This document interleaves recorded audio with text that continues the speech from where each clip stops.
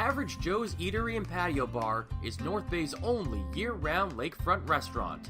On the shores of beautiful Trout Lake, we have been serving delicious food and stunning views since 1999. Indulge in one of our delicious menu items or simply sit with a cocktail in hand and watch the beauty of Trout Lake before your eyes. Check us out online at averagejoes.net or visit us in person at 3501 Trout Lake Road, North Bay. As a Canadore College alumni, you have access to perks. Canadore Alumni Perks. This is a lifetime membership that includes special access to great offers, opportunities to get involved, and so much more. Graduates can access discounts and special offers from businesses and hotels locally, across Canada, and internationally. Get information on special events and news, or access the alumni job portal. Keep in touch with Canadore's alumni office. Visit canadorecollege.ca/perks. Great things happen here. You rely on your vehicle to take you to the places that matter most to you. So bring your vehicle to the team you can rely on to keep it running at its best. Dave's Automotive Services. Whether you're getting your car or truck ready for the season with a tire change, making sure you're safe on the road with an inspection and certification, or doing your due diligence to keep your vehicle in tip-top shape with regular maintenance, Dave's Automotive Services has you covered. Expert troubleshooting, quality repairs, and time-efficient labor are the 3 stars of service you can expect when you bring your car or truck to Dave's Automotive Services at 411 Airport Road. Call 705-478-5544 and book your appointment today. The Frontline Podcast, Season 3.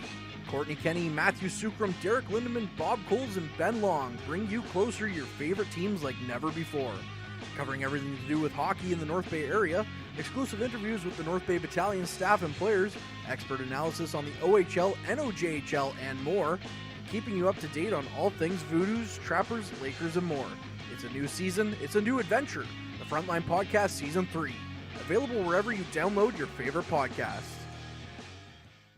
Tonight's broadcast is brought to you by Average Joe's Eatery. Average Joe's, where we want your experience here to be a happy one.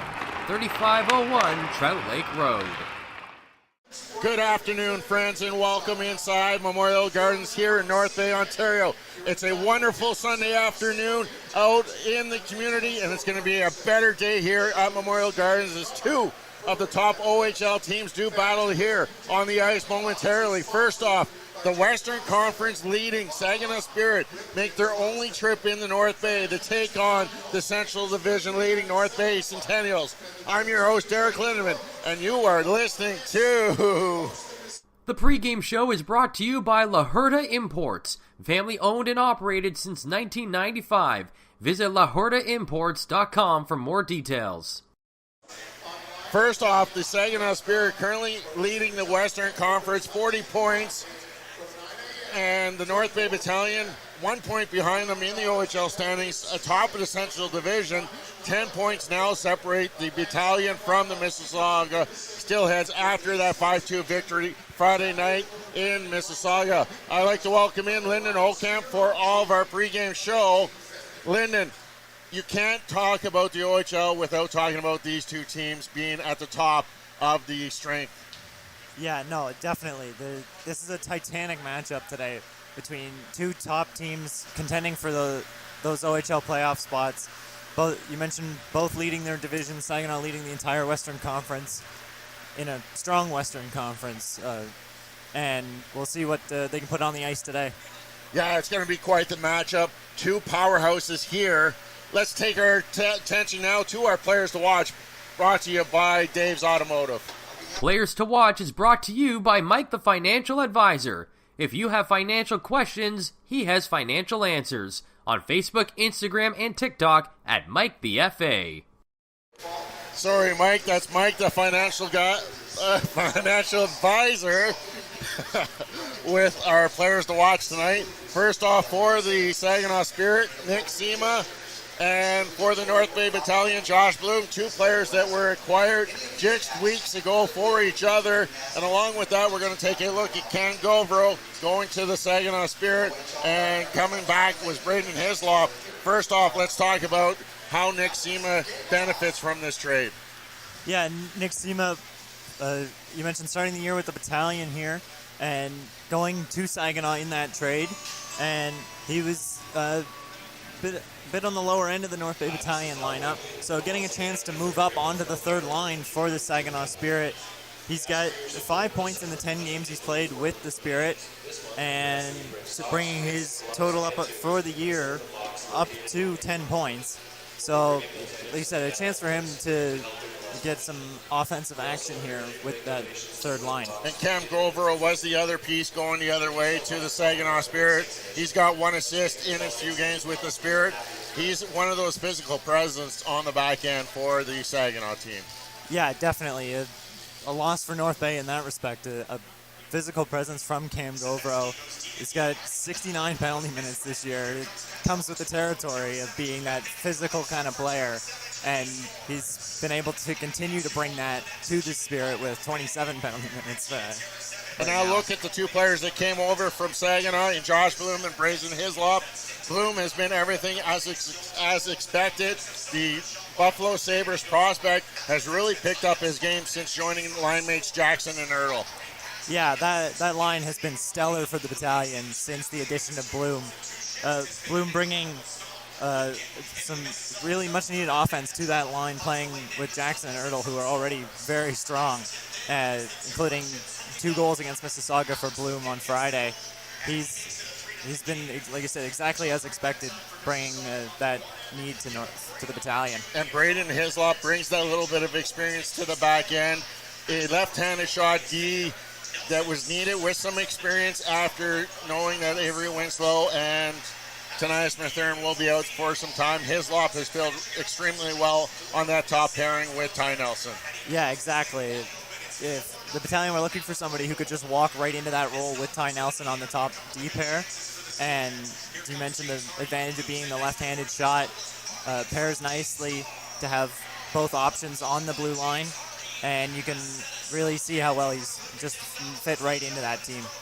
And you can't talk about the Saginaw Spirit without really talking about the player that everyone is here really to watch, Michael Misa.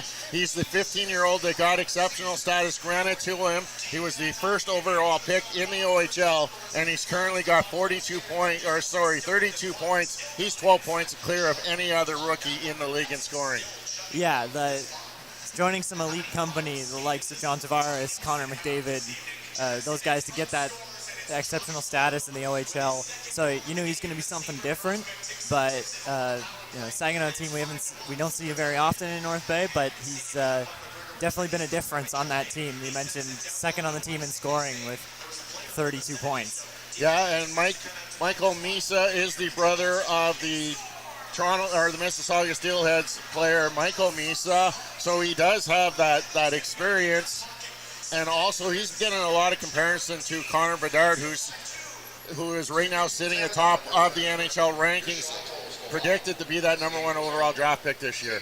Yeah, Bedard, another exceptional status player out in the Western League, and he's been exactly as expected, a high-scoring, high-skilled player, and anytime you're in that kind of company, that's some elite company for Michael Misa. It is, and the thing not to forget is that Michael Misa is not going to be draft eligible until 2025, so he's going to get some time here in the OHL. This is only the first time we're going to get to see him, but it's going to be something where we get to see him very more often. Most recently, he eclipsed Connor McDavid's numbers in the OHL Cup for most points in that tournament, and right now, he's the highest ranking exceptional player to reach 30 points. He did it in only 21 games. It took McDavid 23 to hit that 30-point barrier, so he's eclipsing even McDavid's numbers here in the OHL. Yeah, Connor McDavid's a player I'm quite familiar with. I saw a lot of him play in the OHL, and every time he touched the puck, I was out of my seat, as we've been able to see McDavid continue in the NHL. So if Misa can have that kind of impact on the ice today, and even you mentioned the next couple of years in the OHL, he'll be an elite player for a long time to come. Thursday's game was the teddy bear toss game. It only took 12 seconds for Anthony Romani to score that goal.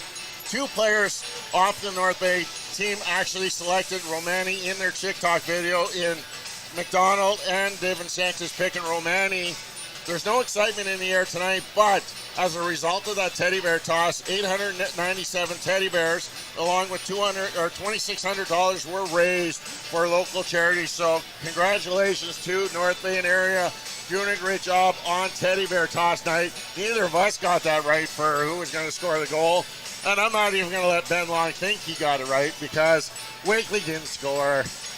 But even though that is over, there's still things going on within this community. Wake Sakes is doing an excellent job.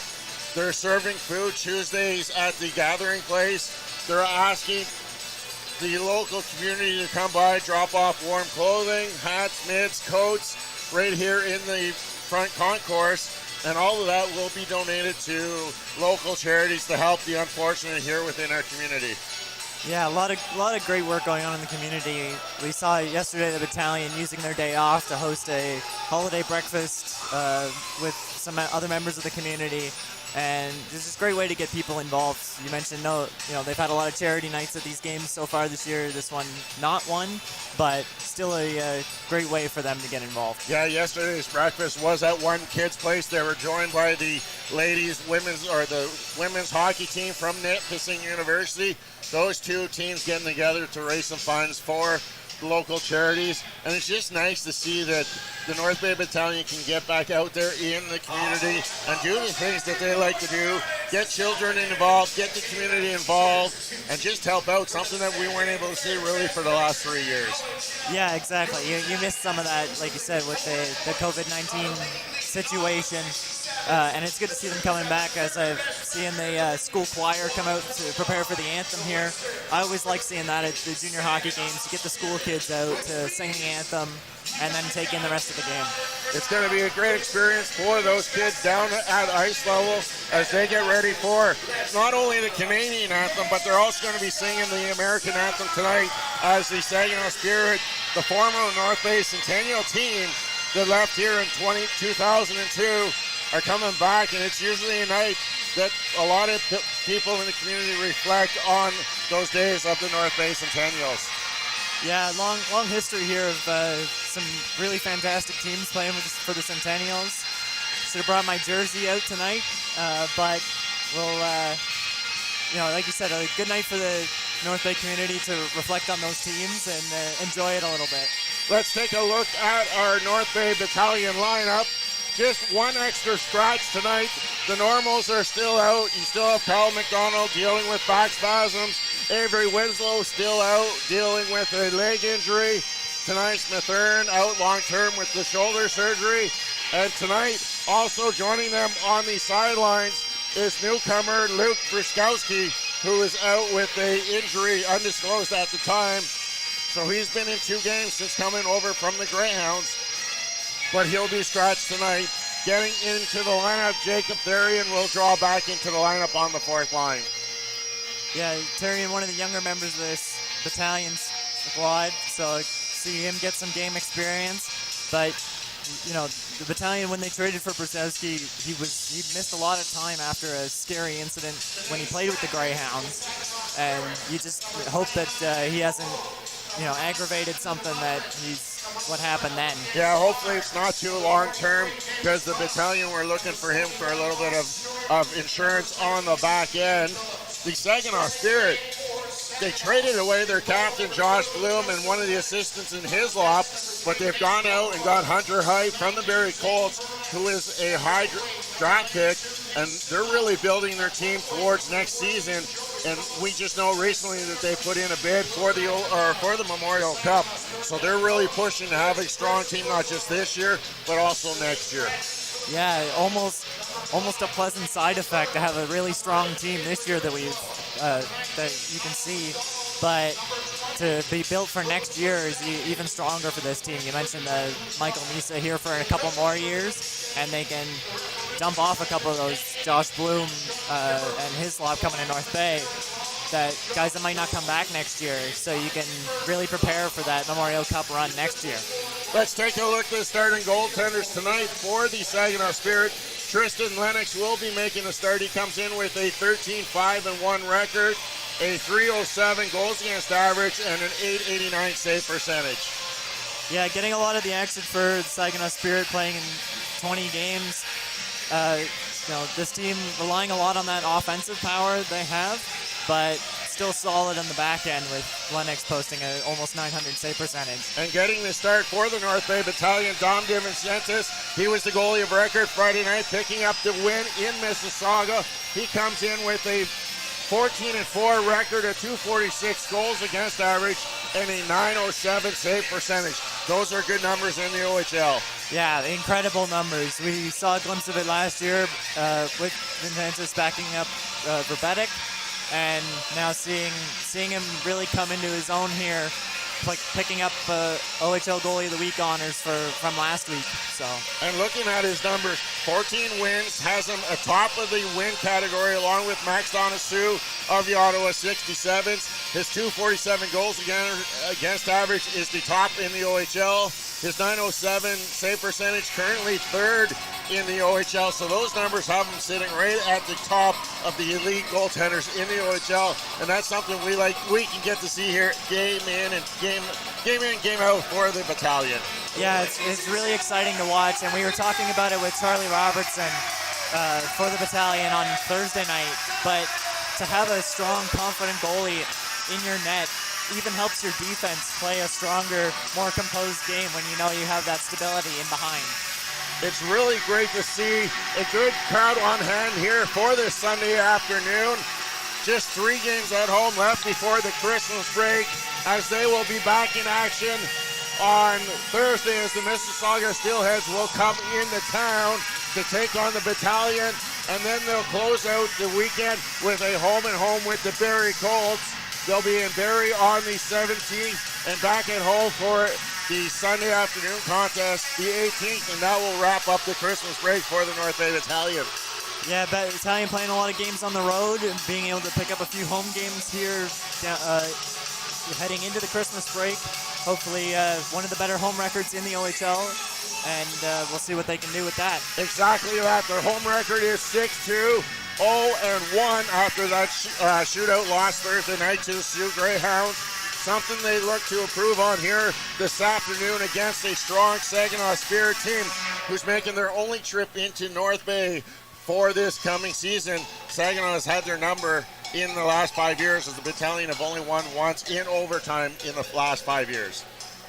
And we're all set. The talking is done here in the booth. The only thing left to be decided is the national anthems and then the action on the ice. Courtney Kenny will join us for the play-by-play. When we come back, it's the Saginaw Spirit taking on the North Bay Battalion. Meals are a special time for families to gather, share their day, and spend quality time together. Those dinners are made extra special when you add tropical produce found in the markets and grocery stores that carry La Huerta imports. La Huerta knows the importance of family, so they know which quality products make the best quality meals for your customers, whether it be Mexican Hass avocados, Brazilian figs, Ecuadorian red dragon fruit, or something just as exotic and special. To get your supply of the best tropical produce at competitive prices with brands buyers trust, contact La Huerta Imports at 705-752-1478. Community engagement is one of our core focuses at McDonald's. The key is finding the right people who are passionate about the same things we are, helping kids be kids. McDonald's proudly supports local organizations such as the North Bay Regional Health Center Foundation, Big Brothers Big Sisters, One Kids Place, the Children's Aid Society, and Ronald McDonald House Charities. Stop by McDonald's on 1500 Fisher Street, North Bay, to see how we can serve you and the community every day. Hey there, I'm Mike the Financial Advisor. When you strip it down to its core and you take away all the industry jargon, I help people solve financial concerns. So if you're concerned that you'll never save enough to retire comfortably, or that your kid is going to graduate post-secondary $40,000 in debt, or maybe even that life is going to take a really unfortunate sideways turn and somebody is going to have to open a GoFundMe page for you and your family, I can help you prevent all of those things from happening. If you want to see how, you can find me on Facebook, Instagram, and TikTok. Just do a search for Mike the Financial Advisor. You should find me.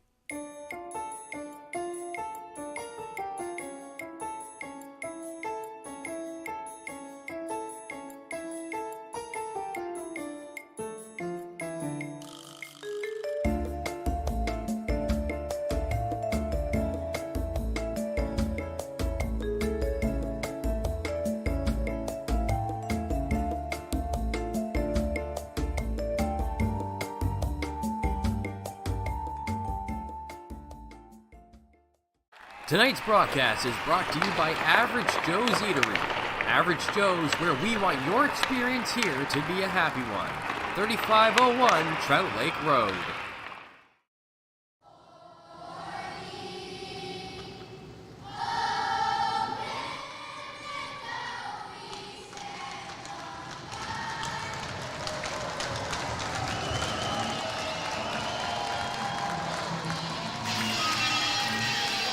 Good afternoon, everyone, and welcome inside North Bay Memorial Gardens. I'm Lyndon Hokamp. I'm joined by Courtney Kenny for today's action between the Saginaw Spirit and the North Bay Battalion. Yeah, should be a good one, Lyndon. I'm looking forward to seeing how the troops stack up against the North Bay the Saginaw Spirit, of course, with this team moving to Saginaw in 2002 after the long run by the North Bay Centennials, where they used to have, and I don't think they do anymore, but they used to have the banner of the 1994 Centennial OHL Championship team, so it was a very successful run here in the Bay. And now we have the Battalion, so of course we're not cheering for the Spirit, we're cheering for the Battalion if you're a North Bay supporter right here today. Should be a good one though, as it's the Western Conference leading Saginaw Spirit, although they only have 40 points on the year. North Bay has 39, and that places them second in the East. So it should be a good one for sure here with this one, Lyndon. Real quick, though, before we get started, let's just go through where these teams are. Saginaw's got pretty strong special teams. They're second in the league on the power play at 26.8% and second at 85.8%. North Bay's power play has been sputtering as of late. They're 12th in the league at 21.4%, but their penalty kill, 86.4%. That's first in the league. So the Battalion doing really good on their penalty kill, not so much on the power play. Yeah, highlight of this North Bay team, we talk about it every game, that penalty kill, to come out aggressive and take away chances from the other team, even generate some of their own as we get underway here. Now we see Nick Sima and Josh Bloom line up at the red line with each other as these two players were traded for one another, along with Cam Gauvreau and Braden Hislop. As all the four players that were in that trade are all out on the ice right now, and we're underway as the Battalion get it down into the Spirit zone. Jackson on the far side half wall, carries it out, takes the shot, it's off a leg and goes wide. The Battalion in their home whites are going right to left in this period, and Saginaw in their road navy blues are going left to right. I really love Saginaw's jerseys. There's just something about them that are really sharp. As they get it up ice, Sima, who scored a goal in his last game here, gets it up ice. And that was, of course, as a member of the Battalion. He gets tripped up and draws the early penalty. So Nick Sima already trying to make his team pay for sending him south of the border for Josh Bloom and Braden Hislop. Yeah. Oh, and he takes a spill going back into the bench. So that's actually Hislop who's in the box. I was just going to say that. Hislop taking the early penalty here, and Sima going to the wrong bench there, it felt like, as he takes the spill. Maybe, yeah. He's not used to seeing that Ivans logo. He's looking for that Eastside Mario's logo usually. Puck back to the point for Saginaw. Hey, the former Barry Colt, who was just acquired a couple of weeks ago, sends the puck in deep. Michael Misa gets his first touch here, the exceptional status player for the Spirit, who's having a great start to his OHL career, gets the puck back to the point. Shot comes in, hits a body in front and knocked wide. Misa up to Haight. Goes into the middle of the ice. That's Mintyukov. Gets it back over to Haight, over to Misa. Misa on the far side, gives it back to Mintyukov. And Haight now brings it in, takes a shot. Divinchentis knocks that one down and gets the stoppage of play. 1:28 left on the man advantage for Saginaw. You mentioned that OHL number 2 power play for Saginaw, and seeing it there, getting a couple bodies in front, blocking their own shot at once, but getting a screen on Divinchentis there. Of course, we do have Mr. Derek Lindemann between the benches. We'll hear from him at some point in this game, I'm sure. As the puck's back to Misa at the point. Mintyukov carries across the blue line. Gets it back to Haight. Haight goes up ice, and the net is dislodged from Divinchentis' net, stopping that play. So a quick stoppage of play. 1:19 now left on the man advantage. And we're only a minute and 16 seconds into this one. Divinchentis not knowing his own power there. He hasn't played a game at home in a while. Pushed the net right off as he went to go across the crease. Anti-Leafs fans would say he's looking like Matt Murray out there, knocking his net off the ice, or off its moorings. I know Mr. Chris Dawson has reminded me of that a few times. Wakely losing the draw, but Saginaw wins it so well, it's back out to the neutral zone, killing some time here for the Troops. Hunter Haight, once again, a Minnesota draft pick, gives it to Mintyukov. It's up to Locust. Locust sends it in. Mintyukov goes after it. Nelson tying up his defenseman. And Mintyukov now carries it out. Goes out front. And what a save by DiVincentis. Oh my goodness. What a great stop by DiVincentis. They had a wide open net and he came across and stopped that one to keep it scoreless here. Showing off that OHL goalie of the week skill there.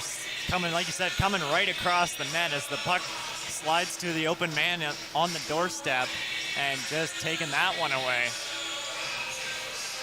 Great setup by Mintyukov.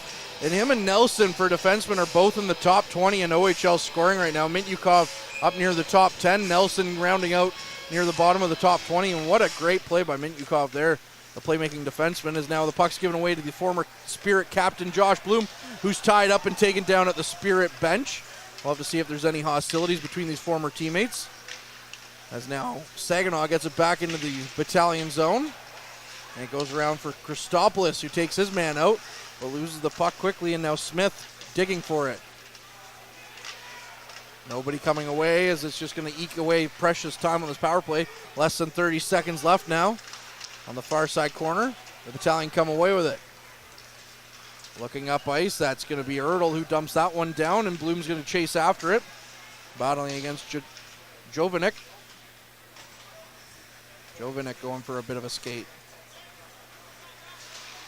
Knocks that one back down. Petrov had a chance, but the puck's going to get away from him, and Lennox will come out and play it. Loses it to Petrov, though, who tried to get it out front, but couldn't get it as a good back check by the Spirit. Negates that one. We're back to 5-on-5 hockey now.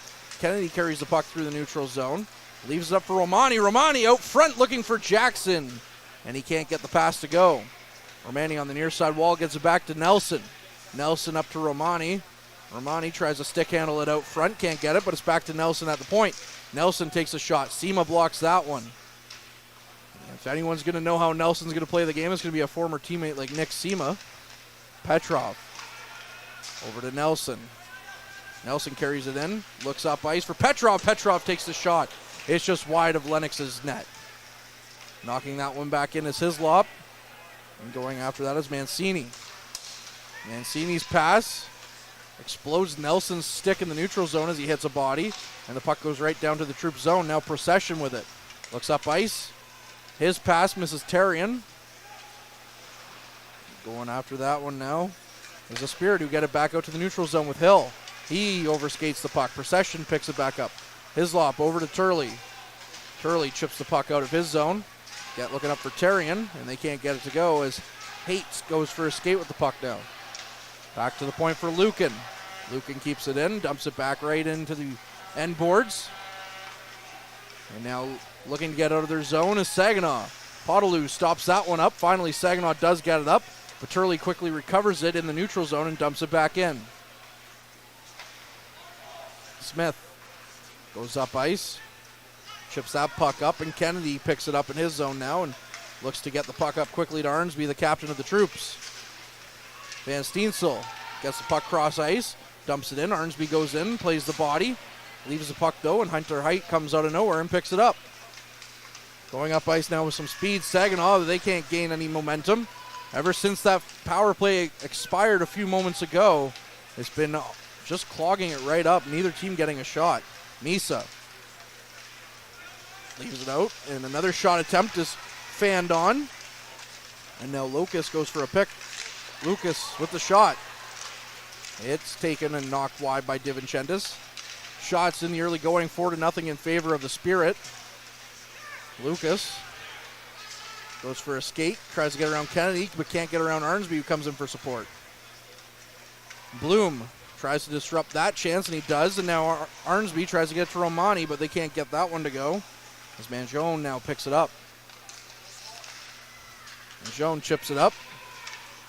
It's going to go past Hislop, and Nelson will pick it up deep in his own zone, gets it up to Bloom, but his pass is too hot to handle, and it's going to go down to Lennox. Lennox knocks it away, gives it to his defenseman.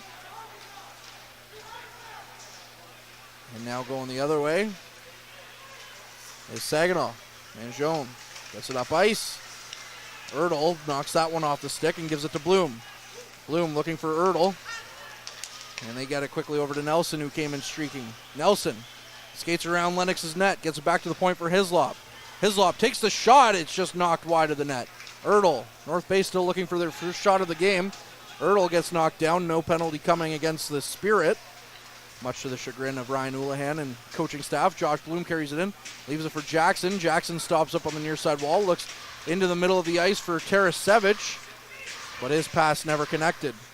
Puck goes down the length of the ice, and we're going to get an icing call against the Spirit, so face-off will come down in the offensive zone for North Bay. Already early on in this game, you can see the strength of these two teams really taking away the chances from both teams. North Bay just now getting credited with their first shot on goal, but neither team really getting the chances. Lots of strong defensive play taking away chances. Wakely battling in the corner, can't get it. Borgione gets it up, and it's going to miss everybody and go down into the North Bay zone, although no icing as it hit a body on its way down. Christopoulos quickly up ice to Petrov. Petrov with some speed, gains the offensive zone, carries it into the corner, loses it. Tarasevic comes in for support, and then Wakely's going to be the one that comes away with it. Wakely looking for Tarasevic behind the net, leaves it. Lukin, who is pinching, missed the puck, and now Lukin and Petrov are tied up in the corner. A stick explodes for the Spirit, and Wakely, out front, takes the shot. He misses the net. He had Lennox down and out, and he just put it over the net. He's going to see that one in his nightmares later tonight, guaranteed. Tarasevic knocks it up, but instead it's going to be McNara who comes away with it. And it's going to be deemed offside. And that first goal of the game is going to be very critical as the Battalion are 12-0-1 when they score the first goal of the game. That one loss coming on Thursday in overtime against the Sioux Greyhounds. But when the other team scores, they're 7-8. So that first goal is going to be pretty critical here for the Troops. Yeah, and especially when playing a team as strong as Saginaw, first goal is always an important one.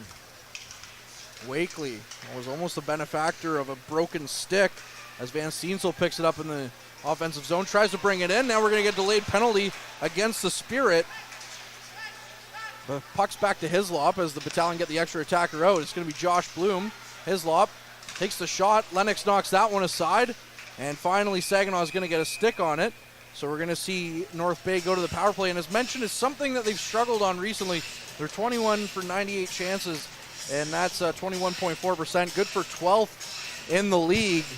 Whereas Saginaw has got the second-ranked penalty kill behind the Battalion at 85.8%. Yeah, we've seen that, especially lately, unfortunately, for the Battalion, that power play not able to do much, having a number of opportunities Thursday night. But we'll see if they can. What a time would this be for them to get something going now? When the games are big like this one, you want to see the special teams take over. And you need to make teams like Saginaw pay when they're in the box. So that's Mancini in the box as the puck's knocked down to the Battalion zone. DiVincentis comes out and plays it, leaves it for Nelson. Nelson looking up ice, gives it to Jackson. Jackson passes it back to Nelson, who skates it through the neutral zone and then dumps it in. Too hot for Lennox to handle. And now the Battalion trying to gain the puck, and they do out in the slot. Bloom takes the backhand, it's blocked. Goes cross ice for Petrov. Petrov with the shot, misses the net. Petrov with the game-tying goal late against the Greyhounds. In the game the Troops lost in the shootout. And now Petrov picks up the puck and battles for it in the near side half wall. Ertl tries to get the puck on a no-look pass out to the slot, but Saginaw is going to come away with it. Perek knocks the puck down, and Nelson's going to pick it up behind DiVincentis' net. And just over a minute left on the man advantage, leaves it for Jackson, but he overskates it. Nelson now tries to get the puck in deep, and he'll finish the job by getting it behind Lennox's net, who then dumps it back to the point, and the puck skips over Petrov's stick. A near giveaway by Petrov, but Nelson picks it back up, as Haight would have just had all the time in the world to go in on DiVincentis shorthanded. Tarasevic up to Wakely, and that pass is going to go for offside. 39 seconds left on the man advantage for the Troops, and they've never really got set up on this power play. No, not really. Looking a little messy from the Battalion. The key there being Petrov just skipping it over his stick at the blue line and almost giving the puck away. But just not a great opportunity here. No, not at all. 39 seconds, though, for something to happen. And, hey, if you score in the last 39 seconds of this power play, looks like a great power play. You're still going to be 1 for 1 as the puck comes down the ice. making it a little bit more difficult for the Battalion as DiVincentis leaves it behind his net for Christopoulos. Romani with some speed through the neutral zone, stopping up, carries it in, gets it over to Tarasevic, leaves it back for Wakely. 20 seconds to work with. Tarasevic back to Wakely. Wakely to Christopoulos, and he pitches it back to Wakely. Wakely on the near side wall, walks it in. Toe drags, can't get a shot away. Tarasevic takes a couple of whacks at it, and they can't get it to go as the Battalion got their best look here at the end of that power play when we're back to 5-on-5 hockey as Mancini comes back. Tarasevic throws it out front. Arnsby tries to get it to go, but he couldn't get the puck to settle down. Arnsby looking out front to Wakely, but that pass is picked off, and Saginaw is just going to turn around and throw that one down the ice for Lucan to go after. Lucan quickly up to Christopoulos. He leaves that one and just gets it in for Gauvreau to go after, another familiar face to the North Bay faithful. Going the other way now, Saginaw gets it up. Locus, he tries to knock that one in, and he does, but the Battalion quickly pick it up in the near side corner before Terrian's taken hard into the boards. Saginaw trying to set up now in the offensive zone, takes the shot, and that one's knocked wide of DiVincentis' net. 9:44 here left in the first period, and Saginaw can't get anything going as Turley tries to find Terrian, but instead it's going to miss him, and it's going to go in on Lennox, and now Terrian's in a headlock, and we got a little bit of action here right after the whistle, but with that we've reached our mid-period break, so we're going to send it to a break, and we'll be right back on the other side of this. This period is brought to you by Canadore Alumni Perks. Get information on special events and news or access the alumni job portal. Visit canadorecollege.ca/perks for more information. As we come back here from our mid-period break, we just saw some extra action there after the whistle, some physical play here between the two teams, and we'll see if anything comes of it. Doesn't look like it. Getting a little bit of a tribute video now for Cam Gauvreau, and of course he really endeared himself to the Battalion here for the last little while. And we're going to bring in Mr. Derek Lindeman now. Derek, you've been down there for just over half a period. How's the feeling between the two benches right now? This game's fast. Both teams have had a chance on the play, and a couple of scoring chances going each way. DiVincentis making a couple big saves, and Wakely had a beautiful opportunity in front, just missing the wide open net. It's a fast-paced game. It's in for an exciting final 50 minutes. How would you rate the vocal sparring between Sima, Gauvreau, and the Battalion? Hasn't really happened much yet. I'm going to see if it heats up in the nearing the end of this period. There hasn't really been much physicality going on yet in this game. All right, thank you for the check-in, Derek, and we'll check in with you later on in the period, I'm sure. Enjoy the rest of it from between the benches. We're back underway here between the Battalion and the Spirit, and the puck goes up the ice into the neutral zone, and Lucas now gets it over to Mangione. Mangione with a quick shot. It's wide of DiVincentis' net, and Bloom tries to chip that one out. And again, a nice little tribute there to Cam Gauvreau during the stoppage. He was a bit of a walk-on. We'll talk about him, I'm sure, more as the game goes on. Not afraid to fight. Him and Arnsby have dropped the gloves with each other at training camp as well. Jackson looking for the trailer. Nelson can't get it to go. And now Mintyukov gets the puck up quickly. Mangione leaves it to Nelson, and Bloom's going to tip that one in. Ertl chasing after it with Lennox out of his net. There's a couple of times now that Lennox has fanned on his pass, and they can't get it to go, but Jackson picks it up and gets it back to Turley. Turley looking for the pass or the tip in front to Bloom, but he can't get that one to go either. Mintyukov gets the puck cross ice. The Anaheim Ducks prospect. And now Saginaw on the attack. That was Willis looking for the stretch pass, so the Battalion as they got it off his stick, and they try to get it back down the ice. Smith tries to dipsy doodle around Romani, but he loses the puck to Arnsby. Quickly out front to Van Steensel, but his shot hit the stick of a Spirit defender. Now quickly out front for Romani, and Anthony Romani gets the Battalion on the board. 1-0. The opening scorer in that game on Thursday against the Sioux, Romani, almost a similar kind of goal. Battle in the corner, pucks shoots out to him, and he fires it home past Lennox. Anthony Romani's 9th of the season, getting the tiebreaker here for the Battalion so far. And as we mentioned, they're 12-0-1 when scoring the first goal of a game.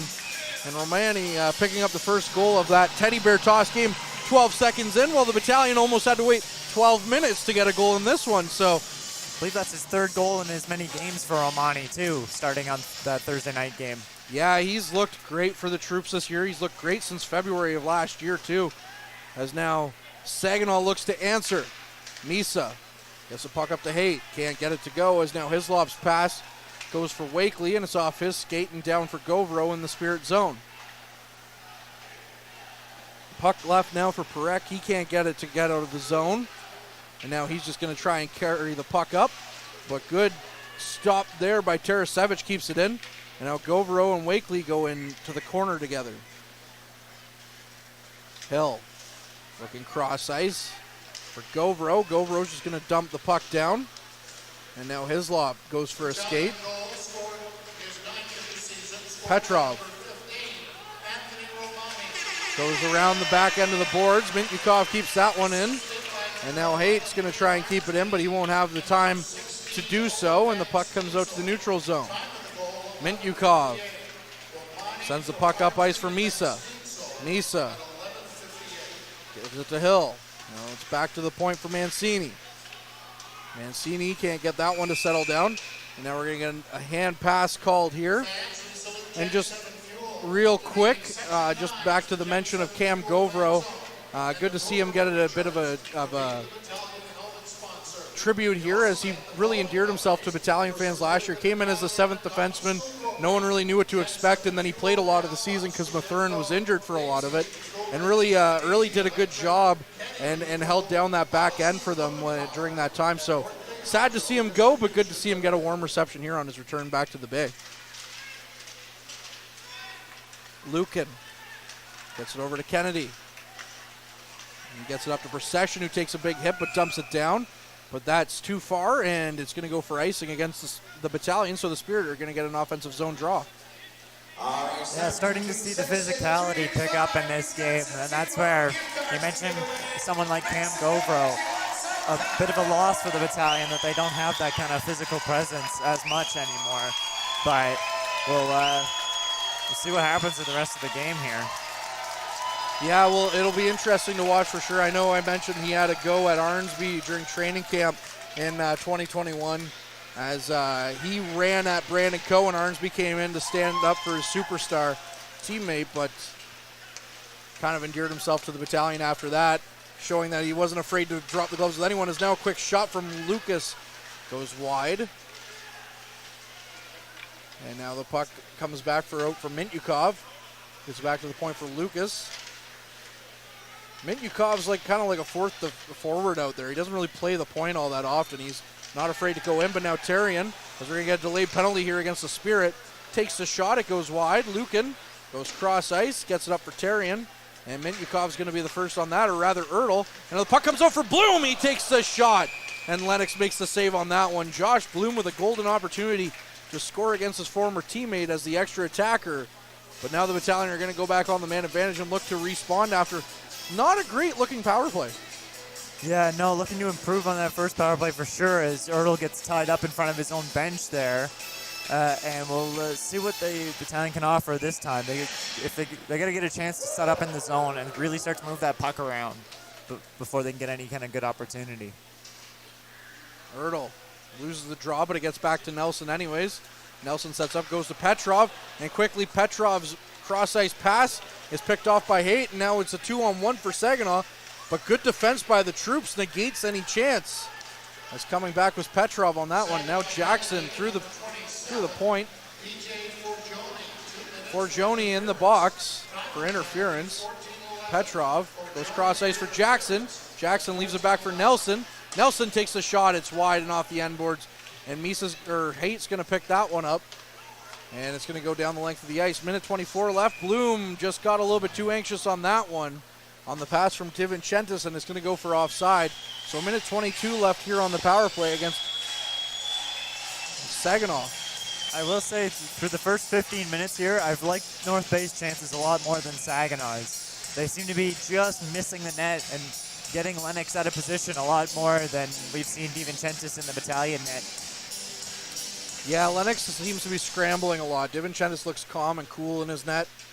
We'll have to see how that works out for the rest of the game as Erdl battles with Mintyukov. He's knocked off the puck.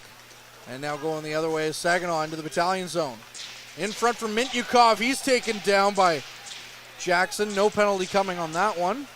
Minute left on the power play, and it's been all Saginaw in the Battalion zone here since that face-off. Mintyukov finally losing control, and it gets back to Jackson.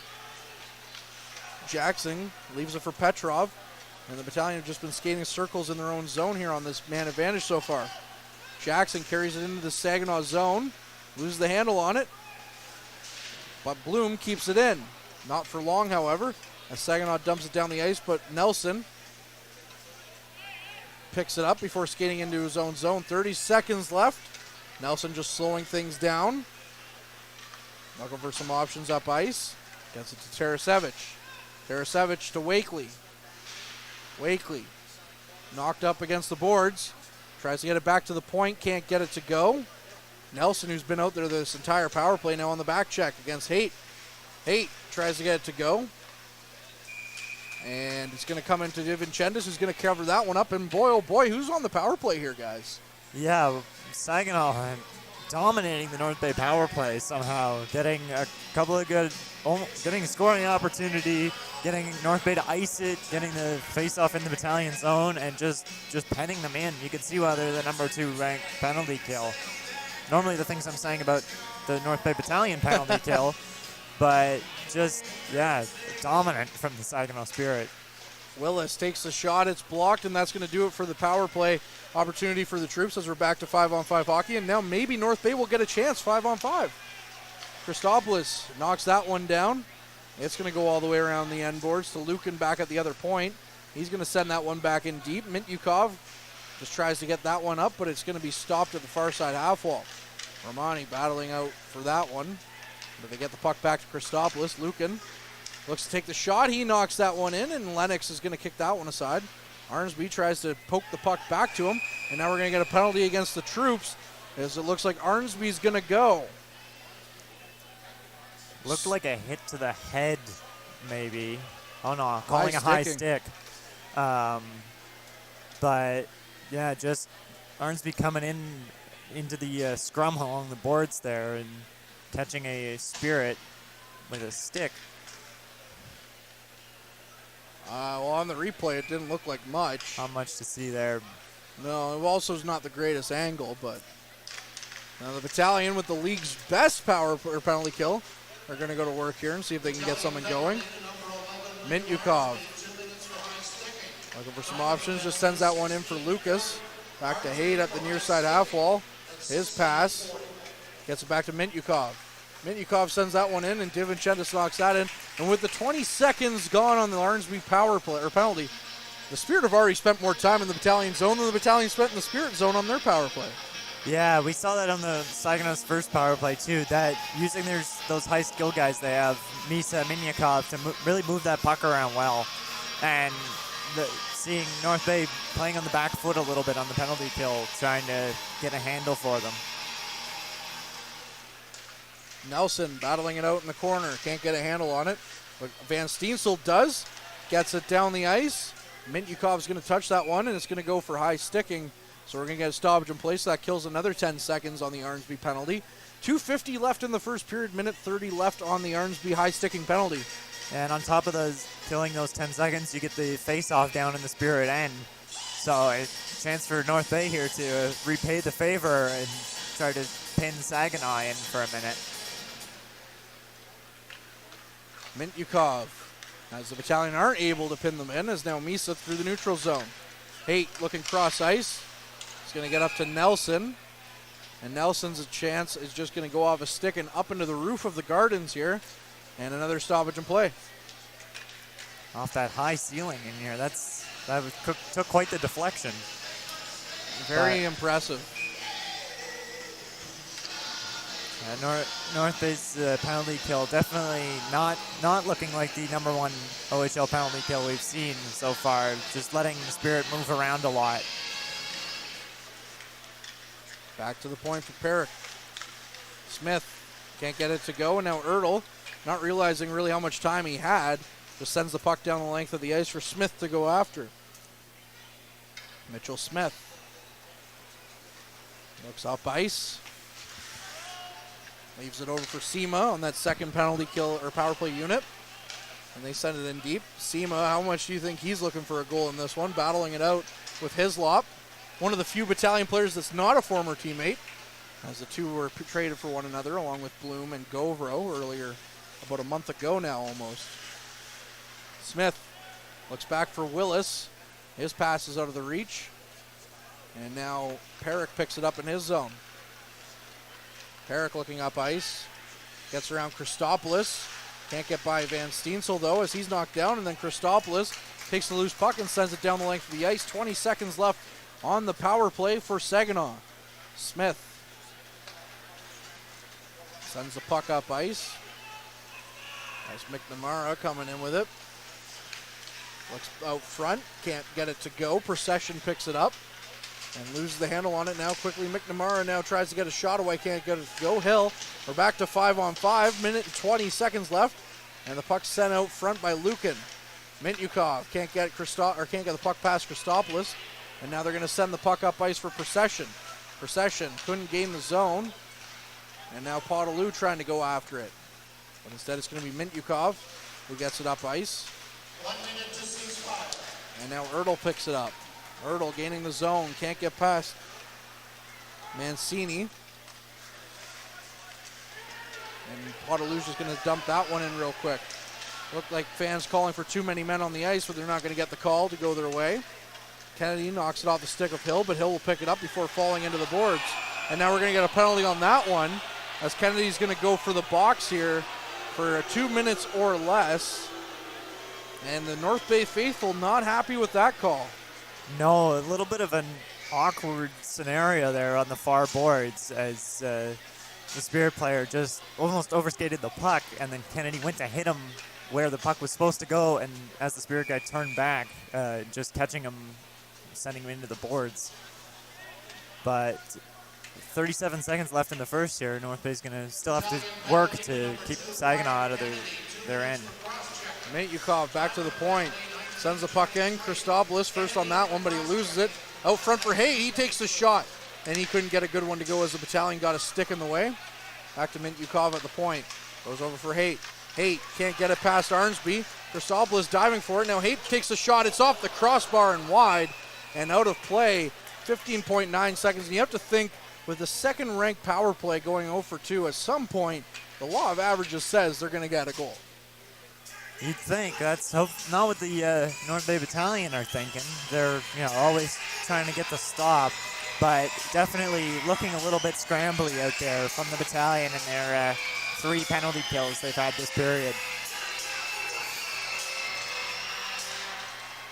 Mintyukov takes the shot. DiVincentis didn't really see where he had it, but he was able to pick it up anyways and stop that one. 11.3 seconds left. So if this 11.3 seconds holds out, the Spirit are going to have 1:23 left on the power play to start the second period. Just seeing as the whistle went there, Hislop getting tangled up with a Spirit player. And you always wonder when you're playing your former team, is that, are they messing around with him, or is he trying to show his team who he really plays with now? Mintyukov back to the point, takes the shot, it's wide. Saginaw with possession. And that's going to do it for this period as time's going to wind out here with the Battalion up 1-0. But now we're going to get some rough stuff after the whistle again with Hislop. Surprise, surprise, right in the middle of things once again. You have to think maybe he didn't really jive with some of these guys at one point. Who knows? But he wore a letter with Saginaw this year along with Bloom being the captain. So it'll be interesting to see how this one plays out the rest of the way. And like I said, 1-0 for the Troops going into this first intermission. Although Saginaw will have 1:23 left on the clock with the man advantage. But I'm Courtney, he's Lyndon. We'll hear more from Lyndon and, of course, Derek Lindemann on the other side of this. And as always, keep your eye on the front line. Average Joe's Eatery and Patio Bar is North Bay's only year-round lakefront restaurant. On the shores of beautiful Trout Lake, we have been serving delicious food and stunning views since 1999. Indulge in one of our delicious menu items or simply sit with a cocktail in hand and watch the beauty of Trout Lake before your eyes. Check us out online at averagejoes.net or visit us in person at 3501 Trout Lake Road, North Bay. As a Canadore College alumni, you have access to perks. Canadore Alumni Perks. This is a lifetime membership that includes special access to great offers, opportunities to get involved, and so much more. Graduates can access discounts and special offers from businesses and hotels locally, across Canada, and internationally. Get information on special events and news, or access the alumni job portal. Keep in touch with Canadore's alumni office. Visit canadorecollege.ca/perks. Great things happen here. You rely on your vehicle to take you to the places that matter most to you. So bring your vehicle to the team you can rely on to keep it running at its best. Dave's Automotive Services. Whether you're getting your car or truck ready for the season with a tire change, making sure you're safe on the road with an inspection and certification, or doing your due diligence to keep your vehicle in tip-top shape with regular maintenance, Dave's Automotive Services has you covered. Expert troubleshooting, quality repairs, and time-efficient labor are the 3 stars of service you can expect when you bring your car or truck to Dave's Automotive Services at 411 Airport Road. Call 705-478-5544 and book your appointment today. The Frontline Podcast, Season 3. Courtney Kenny, Matthew Sucrum, Derek Lindemann, Bob Coles, and Ben Long bring you closer to your favorite teams like never before. Covering everything to do with hockey in the North Bay area, exclusive interviews with the North Bay Battalion staff and players, expert analysis on the OHL, NOJHL, and more, keeping you up to date on all things Voodoos, Trappers, Lakers, and more. It's a new season, it's a new adventure. The Frontline Podcast Season 3. Available wherever you download your favorite podcasts. Tonight's broadcast is brought to you by Average Joe's Eatery. Average Joe's, where we want your experience here to be a happy one. 3501 Trout Lake Road. And welcome back inside Memorial Gardens. This is the Frontline first intermission content. After one period of play, the North Bay Battalion lead the Saginaw Spirit by a score of 1-0. Let's take a look at the scoring summary through the first 20 minutes. Anthony Romani has opened up the scoring at 11:58. That's his 9th on the season as he gets the Troops out to the 1-0 lead. Arnsby and Van Steensel with the assists on that goal, the only goal in that first period. 5 penalties occurred during that first period of play. Starting off, Braden Hislop went off for tripping at 35 seconds. Then a couple to the Saginaw Spirit. First, Roberto Mancini for holding at 7:33, and then at 14:11, PJ Forgino went off for interference, and then Liam Arnsby for high sticking at 16:40, and finally Wyatt Kennedy went off for cross-checking at 19:23.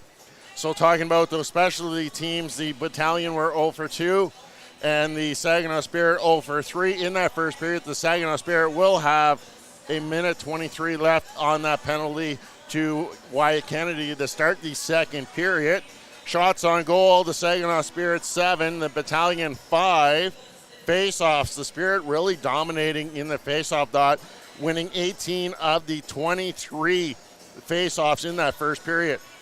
Taking a look at the 4 other games currently underway in the OHL this afternoon on this Sunday, December 11th.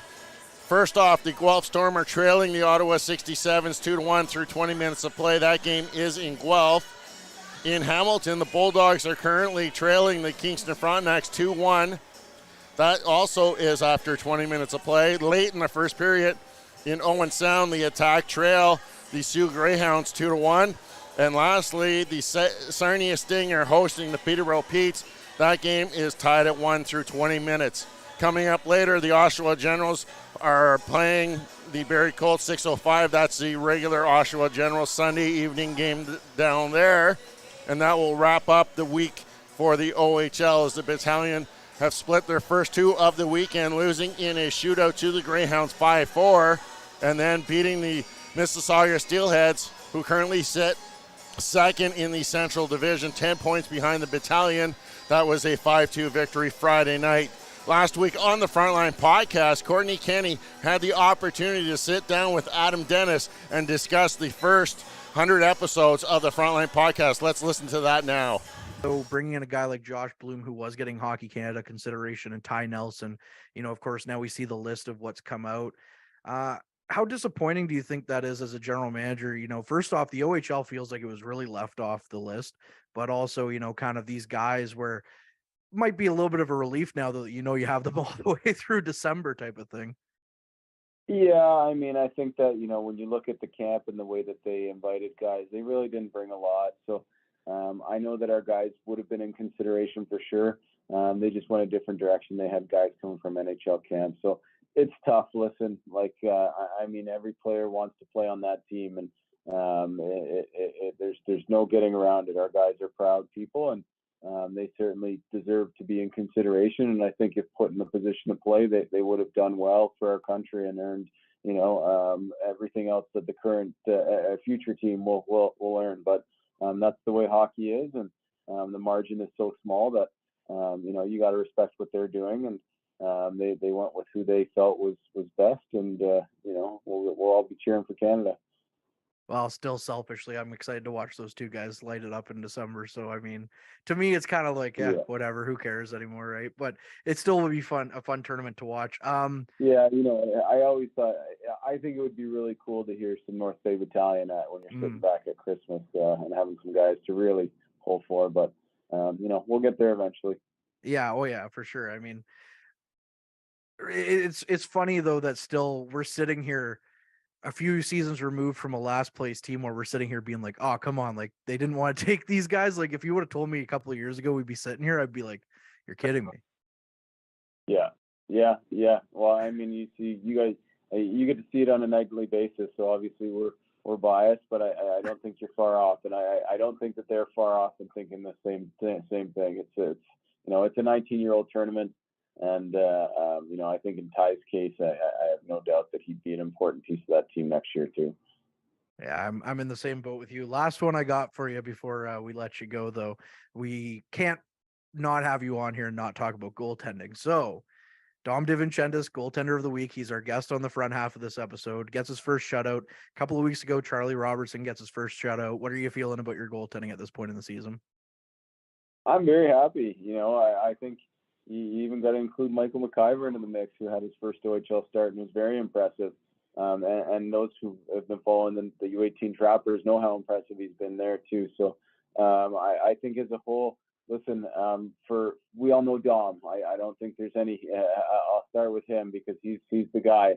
And we all know Dom. We all know how he prepares, how he goes about his business, and I really think that he's a guy that we didn't even talk about as probably deserving of going to a World Junior Camp, and I think that he's got a great shot to be on that team next year as well. But he just comes so prepared, and he sets the tone for our goalie group, I'd call it. And Charlie, I think the most important thing he's done this year is he's come in and he's worked his butt off. Like, I watch a lot of practices and I see how he competes, and he's earned the respect of our team. I think he's had a couple really good starts while also getting used to the league and learning it the hard way too.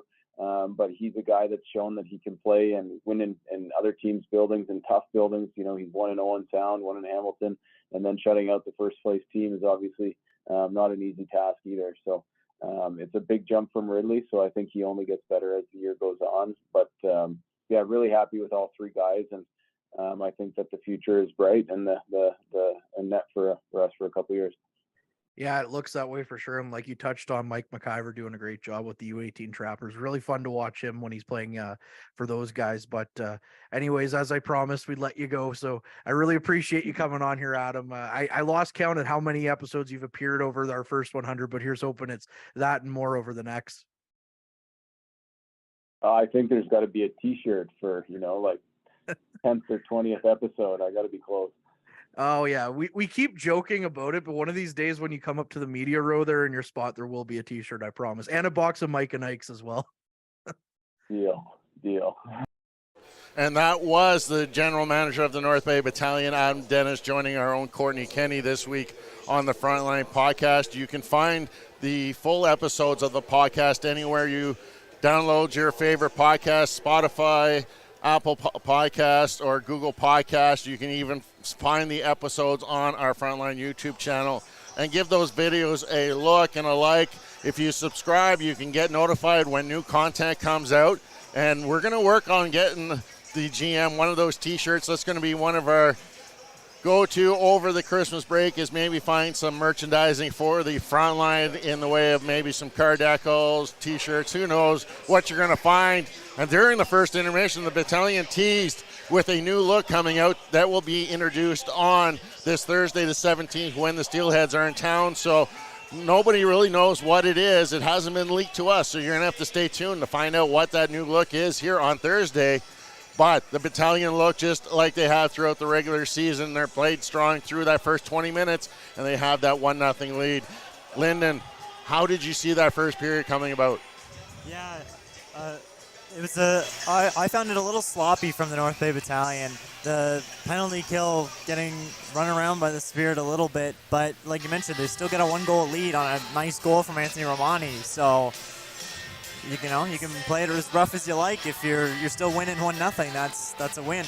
It's funny that you commented about how sloppy they looked down there, because those were the words that came out of assistant coach Scott Ray after that the first power play, is that they need to fine-tune it and take control.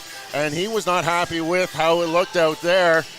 But on the positive side, Anthony Romani now has 3 goals in 3 consecutive games. He had the first goal on Thursday night that sent the Teddy Bears into the ice surface, and then he scored the second one in Mississauga. So he's finding early goals for the Battalion. Yeah, playing really hot right now. They mentioned it's only his 9th goal of the year, but 3 in 3 games. He's this Battalion team is getting hot for him right now, and they can use that scoring. And it seems like every shift he is out there, he's getting more and more comfortable. He's been on a steady line, most recently with Van Steensel and Arnsby. They're starting to gel as a unit, and it's really showing out there on the ice. That first penalty kill that the North Bay Battalion took, and Dom DiVincenzo's made a couple big saves right on the goal line, right in that crease area. Those were big momentum builders for the Troops tonight. Yeah, definitely. You always want your goalie to be big for you in net. And we mentioned this time in and time out that having that strong goalie like DiVincenzo has been for the Battalion just means your whole team can play a little more confident if their goalie is back there for them. And something that you don't get to hear up here in the broadcast booth, and being down at Islip, you get to hear that a little bit more, is the communication I really enjoyed between Dom DiVincenzo and the defense at that timeout break. He's letting the D know where he wants them to stand, if they're blocking his view, take that guy out at the high slot. So he's very vocal back there, and not only just the leader in the goal area, but also helping out those defense, making sure they're in those right areas. And that's very key for a goaltender that's sitting at the top among the elite goalies in the OHL. Yeah, exactly. It's like you said, it separates those elite goalies that'll go to the next level from just your other OHL goalies. Talking about elite players, Michael Misa hasn't scored yet, but he does look impressive out there on the ice. He does not look like a 15-year-old for sure. Yeah, no, I saw him in the warm-up, and I had a bit of a chuckle because he looked like he was 15 years old. A little smaller than some of the guys out there, and you could pick him out. But once he's on the ice in the game, I've lost track of him a few times. Like, the word that comes to mind is lurking.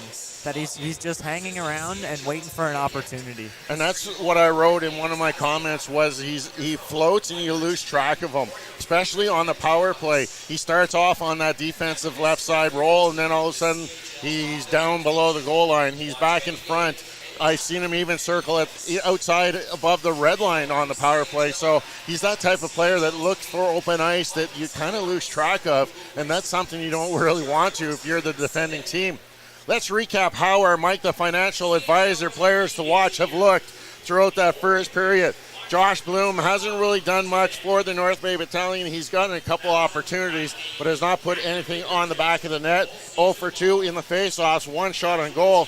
Nick Sima really hasn't got much ice time in that first period, but he's a -1. He was on the ice for that goal against that Anthony Romani scored on. So not the numbers you want if you are Nick Sima coming back into this building. It's got to be hard, but when you're playing like a team like North Bay that you spent almost a year and a quarter with, you've got to have those friendships, but you got to put those aside when you're on the ice. Yeah, I said that to Courtney right at the end of the period as Hislop got tied up a couple of times with some of his former teammates. And not a situation I am personally familiar with, playing with getting traded from two teams, but you got to think there's something out there that you get a little more physical because you have something to prove to your new team that you're not friends with those guys anymore. No, tempers seem to heat up there at the end of the first period. We'll see if that carries over into the second period. Well, we're going to step aside here from Memorial Gardens as the Saginaw Spirit trailed the North Bay Battalion by a score of 1-0. When we will return, Courtney Kenny will take us through the second period on the Frontline Game Day broadcast. Meals are a special time for families to gather, share their day, and spend quality time together. Those dinners are made extra special when you add tropical produce found in the markets and grocery stores that carry La Huerta imports. La Huerta knows the importance of family, so they know which quality products make the best quality meals for your customers, whether it be Mexican Hass avocados, Brazilian figs, Ecuadorian red dragon fruit, or something just as exotic and special. To get your supply of the best tropical produce at competitive prices with brands buyers trust, contact La Huerta Imports at 705-752-1478. Community engagement is one of our core focuses at McDonald's. The key is finding the right people who are passionate about the same things we are, helping kids be kids. McDonald's proudly supports local organizations such as the North Bay Regional Health Center Foundation, Big Brothers Big Sisters, One Kids Place, the Children's Aid Society, and Ronald McDonald House Charities. Stop by McDonald's on 1500 Fisher Street, North Bay, to see how we can serve you and the community every day. Hey there, I'm Mike the Financial Advisor. When you strip it down to its core and you take away all the industry jargon, I help people solve financial concerns. So if you're concerned that you'll never save enough to retire comfortably, or that your kid is going to graduate post-secondary $40,000 in debt, or maybe even that life is going to take a really unfortunate sideways turn and somebody is going to have to open a GoFundMe page for you and your family, I can help you prevent all of those things from happening. If you want to see how, you can find me on Facebook, Instagram, and TikTok. Just do a search for Mike the Financial Advisor. You should find me.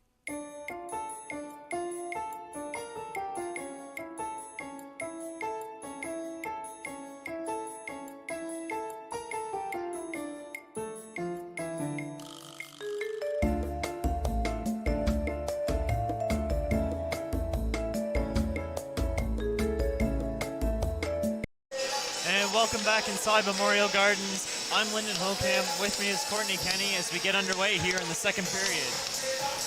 And we are underway, as you mentioned, as the Battalion in their home whites. A big hit from Arnsby near his bench.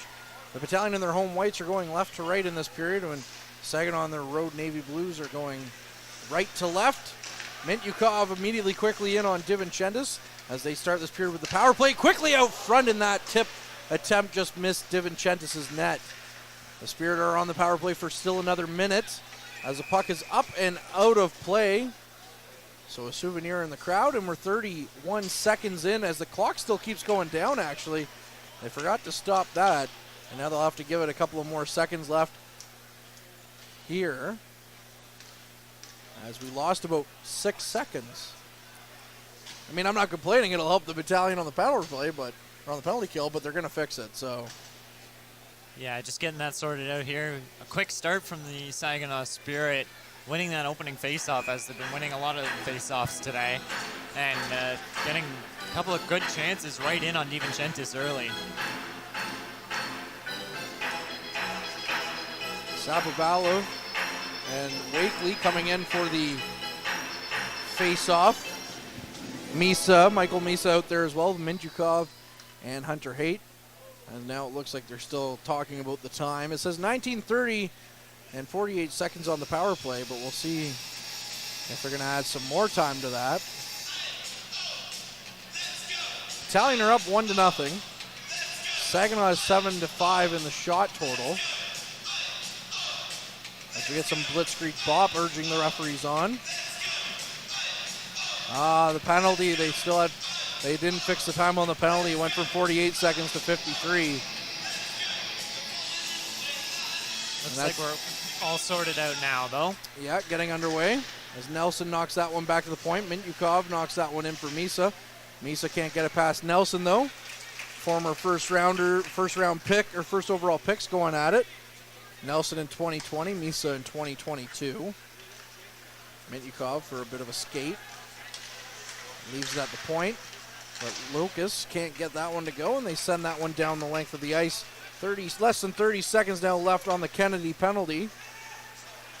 Now Sapovalov goes and gets hit by Ertl before getting it back to Mityukov. Misa tries to get his pass to go. Bloom stops that one. And now Haight takes the shot, and it's off the stick of DiVincentis and wide. Puck comes out front. Ertl slows things down, gets the puck up to Bloom, and that'll kill off the remaining time on this penalty kill for the Battalion as Kennedy's back on the ice, and we're back to 5-on-5 hockey. Sapovalov gets the puck back to Haight. Haight going for a bit of a skate. Gets it past Misa, and then they're just going to dump that one in for Hunter Haight to go after again. Misa now with the puck in the corner. Going for a bit of a skate. He's knocked down. Back to Haight on the near side half wall. Into Misa behind the net. Misa looking for some options. Gets it back to Smith, though, at the point. Smith tries to get to Misa to tip. He just tipped it wide. And then Lucan recovers. Lucan looking up ice for Bloom. It was just a little bit too hot for him to handle, and he would have been all alone if he could have. Gets it out to Romani, the goal scorer for the Troops. In quickly for Jackson. And Jackson can't get it to go. Tries to get it out front to Romani. And his shot's going to hit a stick and go high and over the net and out of play. North Bay coming right back off that penalty kill with a couple of good chances from Jackson and Romani teaming up there around the Lennox's net. Getting looking good from the Battalion after a bit of a shaky first period, even though they're still leading this 1-0. Shots are 9-5 now again, once in favor of the Saginaw Spirit, but the Battalion getting an offensive zone draw to the far side and the blocker side of Lennox. They had some really good chances on Lennox, but it's back to Turley, and he tries to get it quickly out front. Nelson's going to keep the line and send the shot in. It's going to be off the stick of Lennox and wide. Turley tries to keep it in. Can't keep the line, though, however. And Gervais is going to get the puck down the ice to Willis, or Hill. Van Steensel tries to find Turley. He can't. Gauvreau's going to pinch. Gauvreau looking to get something go against Turley, but they can't. And Gervais now is just going to rim it around the perimeter. Shot comes in quickly, and a second attempt by Sima at the front of the net, but DiVincentis turns that one aside. Sima now looking cross ice. He was looking for Perrick, but he couldn't get that one to go. Puck goes out front of the Battalion zone, and Van Steensel tries to calm things down. Looking for Nelson, but it's going to go past him, and Perrick's now going to get his Saginaw Spirit to counter. Kennedy out on the ice for the first time since the penalty now. Gets it into Romani, but he's taken off the puck. No call coming, and the puck's going to roll in on Lennox, and he's going to stop the puck with 16:45 here left in the second period. A scary moment for the Battalion there in that last play with DiVincentis unable to handle the shot, sort of twirling around in front of him, and luckily getting it cleared away, but a bit of a nervous moment in the Battalion net there. And who else but Nick Sima in front of the net with the puck. Hill can't get it past Petrov. But it's been all Saginaw here so far in this early going of this period, in large part thanks to that minute and 22 seconds that they had on the man advantage to start the period. Hislop slowing things down behind his net, looks up ice, gets it to Tarasevich, who tries to get it to Kennedy, but they can't get it past Mityukov. Sapovalov looking for some options, goes cross ice, taking the shot now as it's knocked into DiVincentis' glove, and then Mityukov exchanging some words with Hislop, I believe, or rather Kennedy. They don't look like very big fans of one another after he came in hard on DiVincentis. And Mityukov, again, I mentioned in the first period, he's kind of like a fourth of forward out there. He's all over the ice. Yeah, he's been a really standout player so far this game. Seems like he always has the puck on his stick. Like, how many times you've said his name just carrying the puck up the ice. He's definitely a quarterback for this Saginaw Spirit team. Hey, he's not afraid to pinch either. He's pinching almost every time that they have the possession of the puck in the zone. And now a quick shot from Mancini goes wide of DiVincentis' net, and we're going to get another stoppage here. 16:09 now left in the second period. Saginaw getting some better chances than in the first period so far here. A lot of the chances they had in the first were broken up by North Bay sticks or bodies in front, whereas here they've been getting clean chances, but DiVincenzo's has still been solid in goal.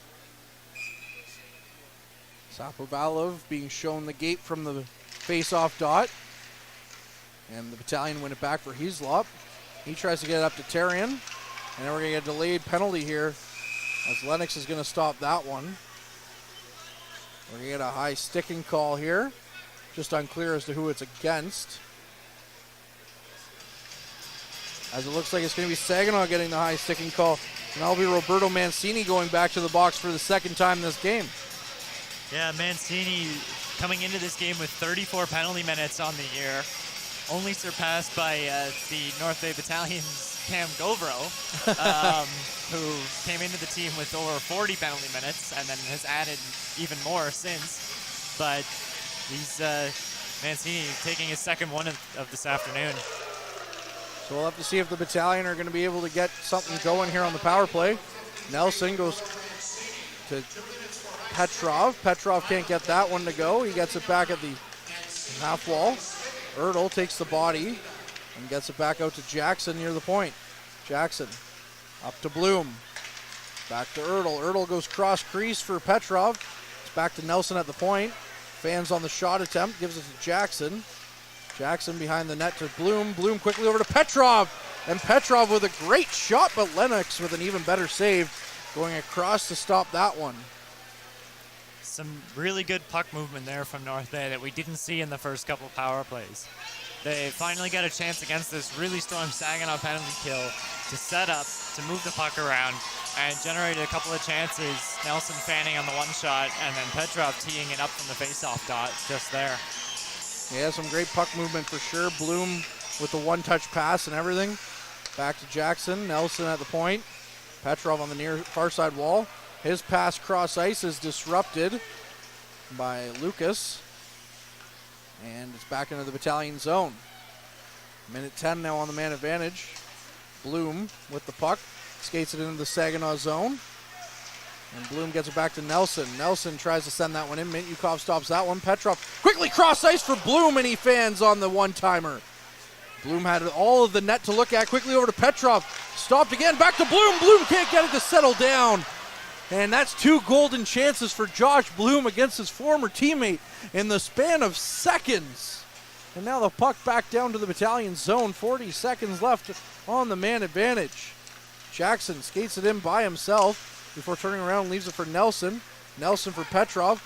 Petrov back to the point for Jackson. Jackson takes a shot and it's in! Kyle Jackson getting the Battalion up 2-0 on the power play. That was a golden opportunity. We saw two of them from Bloom. A really strong North Bay power play finally comes through here as Jackson walks in from the blue line, picks up the puck, and wires it through traffic to put the Battalion up 2-0. That's Kyle Jackson's 17th goal of the season. A 30-goal scorer last year in just 40-some games. He's already picked up number 17 here in 28 games, so the Battalion up 2-0 now on that nice power play goal, which hit basically every metal beam it could in the net, bouncing from post to post before going in. Romani back at the point now, walks the line, tries to send that one in, but he's knocked off the puck. Now battling Perrick for it. Perrick gets it out, and it's going to go to Van Steensel. Van Steensel looking up ice, gives it back to Romani. Romani walking in with a nifty move. No goal. How did Lennox stop that one? Oh my goodness, Anthony Romani, you've been robbed. What a move by Romani, and what a save by Lennox. Romani danced through both defensemen, put the puck to his backhand, and went to go around Lennox. And I must have hit the post. But I didn't hear it ring. No. But it ended up behind Lennox, but not in the net, as Lennox covers it up. Battalion are flying here now. He had everybody beat on that one, except Lennox somehow kept it out. Now going the other way is Sima. Sima loses the handle on it. And the Battalion are going to quickly get it back up to Petrov. A quick 2-on-1 now for the Troops over to Tarasevic. Tarasevic tried to go back for Petrov, but a great defensive play by Mintyukov. Now it's to Hislop. Wakely tries to chip that one in. Mintyukov can do it all. He can go down on the other side and look like a forward and come back and stop the 2-on-1. Now Hill coming in alone on Hislop. Hislop stops him up, so Hill had to turn around. And now the shot comes in, and they can't beat DiVincentis. Oh my goodness, both goaltenders trading 10 bell saves here in the second period. DiVincentis came across to rob him with the pad and was able to get 2 or 3 whacks at it and still couldn't get past, as the Peterborough announcers called him, the Dominator. I'm sorry, Dom, that goes to Dominic Hasek, though. I got to give that name back to him. Wakely sends that puck in. Lennox stops it up. The Battalion starting to get some momentum under their wings a little bit here. Nelson sends that one down deep. Leaves it off for Ertl. Ertl knocked down, can't keep the puck in, or rather they do. Jackson just sends that one back in deep behind Lennox's net. Gauvreau goes after it. Jackson with a nice little stick keeps the puck alive, but instead Misa's going to pick it up in the middle of his zone, and they're going to get the puck back behind DiVincentis' net, who comes up to play the puck. Lucas goes for a skate, goes cross ice for Mancini. Mancini tries to find Haight, but he can't get to go. Misa tries to get it out front, but instead he loses it, and Hunter Haight comes back in for it. Haight tries to get the puck away from Ertl, but he can't. And the Battalion get it over to Bloom, but that's going to go for offside. And Billy Holder on the Battalion bench is incensed by the call. And Ryan Houlihan's not very happy with it either, as Darren Long made that call real quick on the offside on what would have left Bloom going in all alone on Lennox. Yeah, the call, Bloom was a full couple of strides ahead of anyone else. And they, but yeah, just offside as they blow that one dead. Fans were getting a bit of a look at it here. Didn't like the call either on the replay. And the puck sent back in. Procession going for a bit of a skate. He can't keep the puck though. And now Saginaw's going the other way. Mintyukov goes up to McNamara. Mintyukov in alone, takes the backhander chance, and DiVincentis stops that one. Sapovalov loses the puck, takes a shot, and Saginaw gets on the board. Able to get it past DiVincentis. Yeah, you could sense that one coming a little bit for the Battalion. The last couple of times Saginaw's been down in the Battalion zone, they've been looking a little scrambled. DiVincentis has had to make some big saves, and unfortunately that one there just able to get by him. Liam Storch with his first of the season. That's also his first career OHL goal, so that one will go up on the mantle for sure as they gather the puck and give it to the trainers here for the Spirit. Andrew Plate is the trainer of the Spirit. And the North Bay Centennial, the Saginaw Spirit, are on the board. It's 2-1 for the Troops here. Hislop looks up ice. Van Steensel with a touch, sends it down the ice. Lennox elects to play it. And it's going to go back down the length of the ice into the Troops zone. And that'll go for icing here with 11:17 left here in the second period. A question for you as a North Bay hockey fan. Are you, when do they stop becoming the North Bay Centennials? They moved to Saginaw in 2000 after the 2002 season. And how many years have to pass before you stop calling them that? A long time. Yeah? Because I'll be honest, like as much as the Battalion's our team now, the Centennials will always be our team. They've won a championship here. Once the Battalion do, it'll be interesting, and we'll look fondly on that. As Nelson, I'll explain it more at the next break. Romani taking hard into the boards. And now Saginaw with the puck. Gives it up to McNamara. And now it's going to be Sapovalov takes the shot. DiVincentis knocks that one aside. Nelson comes to play it. And Mintyukov gets the puck back into the Battalion zone. 10:45 left. And now it's Mintyukov back in his own zone. Goes cross ice for Mancini. Mancini on the one-touch pass. Fanned on it. So the puck went cross ice. and into the corner of the Spirit zone. Saginaw with some swagger back in their game now. Gets the puck up quickly up ice. Storch, the goal scorer, back out on the ice as well. And now the puck goes down the ice. And we're going to get another icing call with 10:16. So for a lot of kids who are here, they never saw the Centennials play.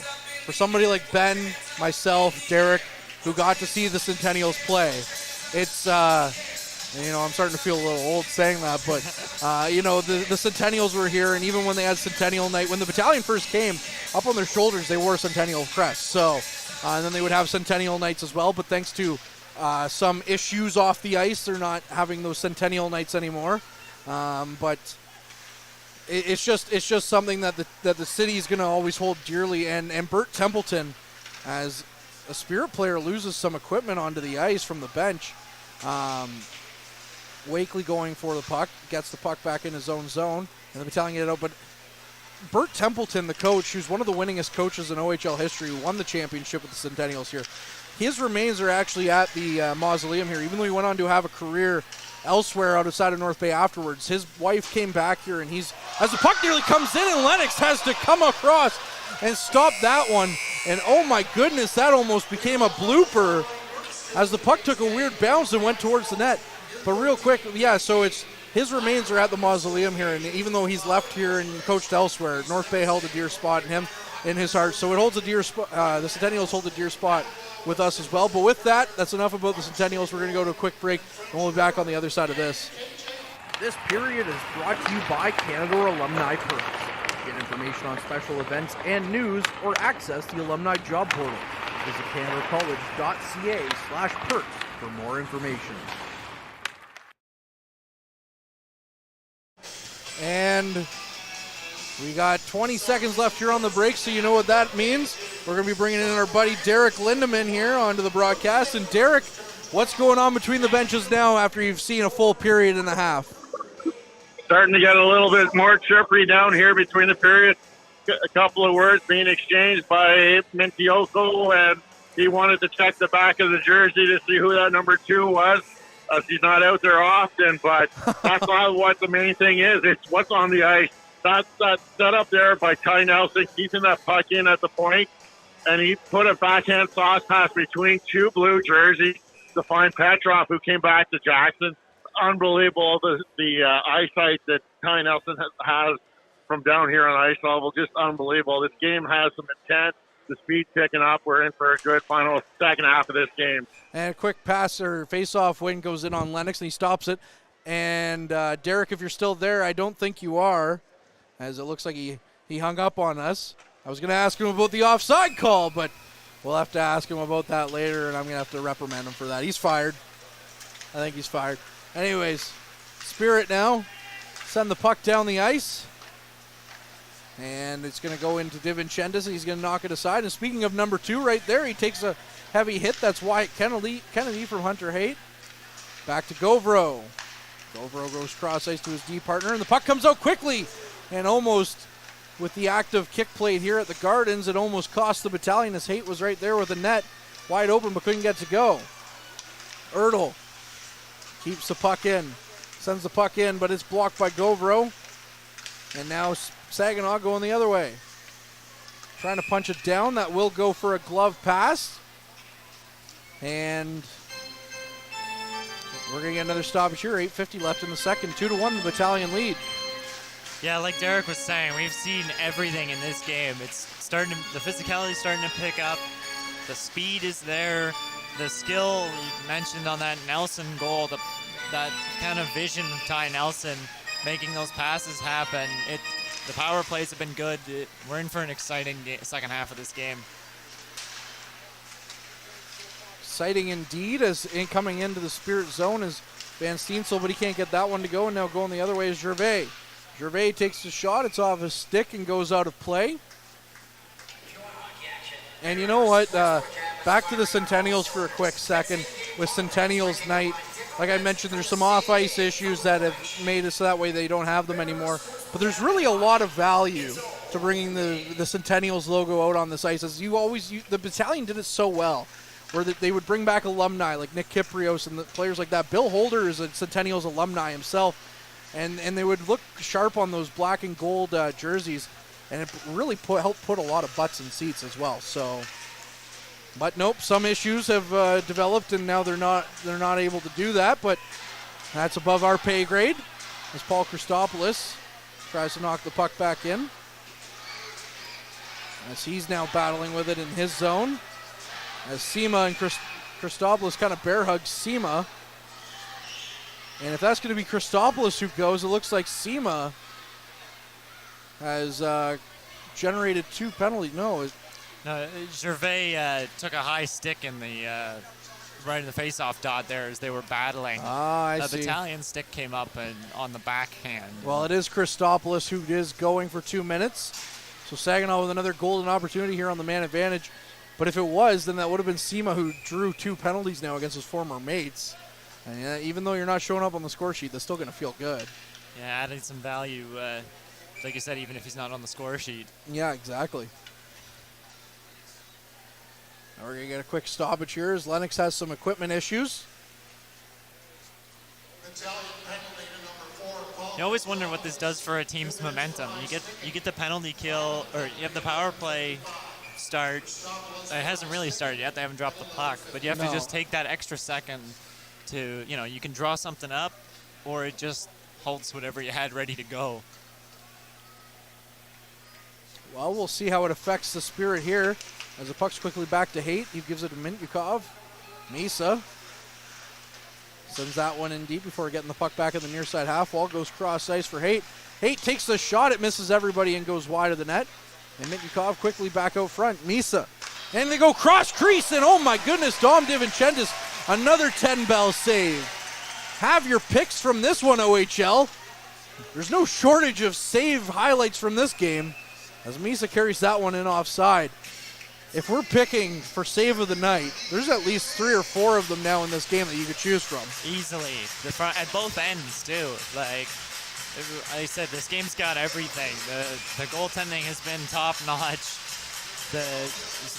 On that play there, we saw the vision from Misa going across the crease right in front of DiVincentis to almost find the net. Misa, he's off to a fast start as well in his OHL career. Michael Misa, second on the team in scoring with 32 points coming into this one. I mean, as a 15-year-old, he has 16 goals, so he already has more than his age in goals in the OHL. It's kind of impressive. Just a little. He's kind of okay. Very interesting to watch. Mintyukov, of course, the defenseman, leading the team with 37 points. The Battalion leader in points is, I believe, Kyle Jackson. Jackson and Petra both have 35. Yeah, they do. And there's I believe Ty Nelson's got 34 as well. He is right there, so they're all up there.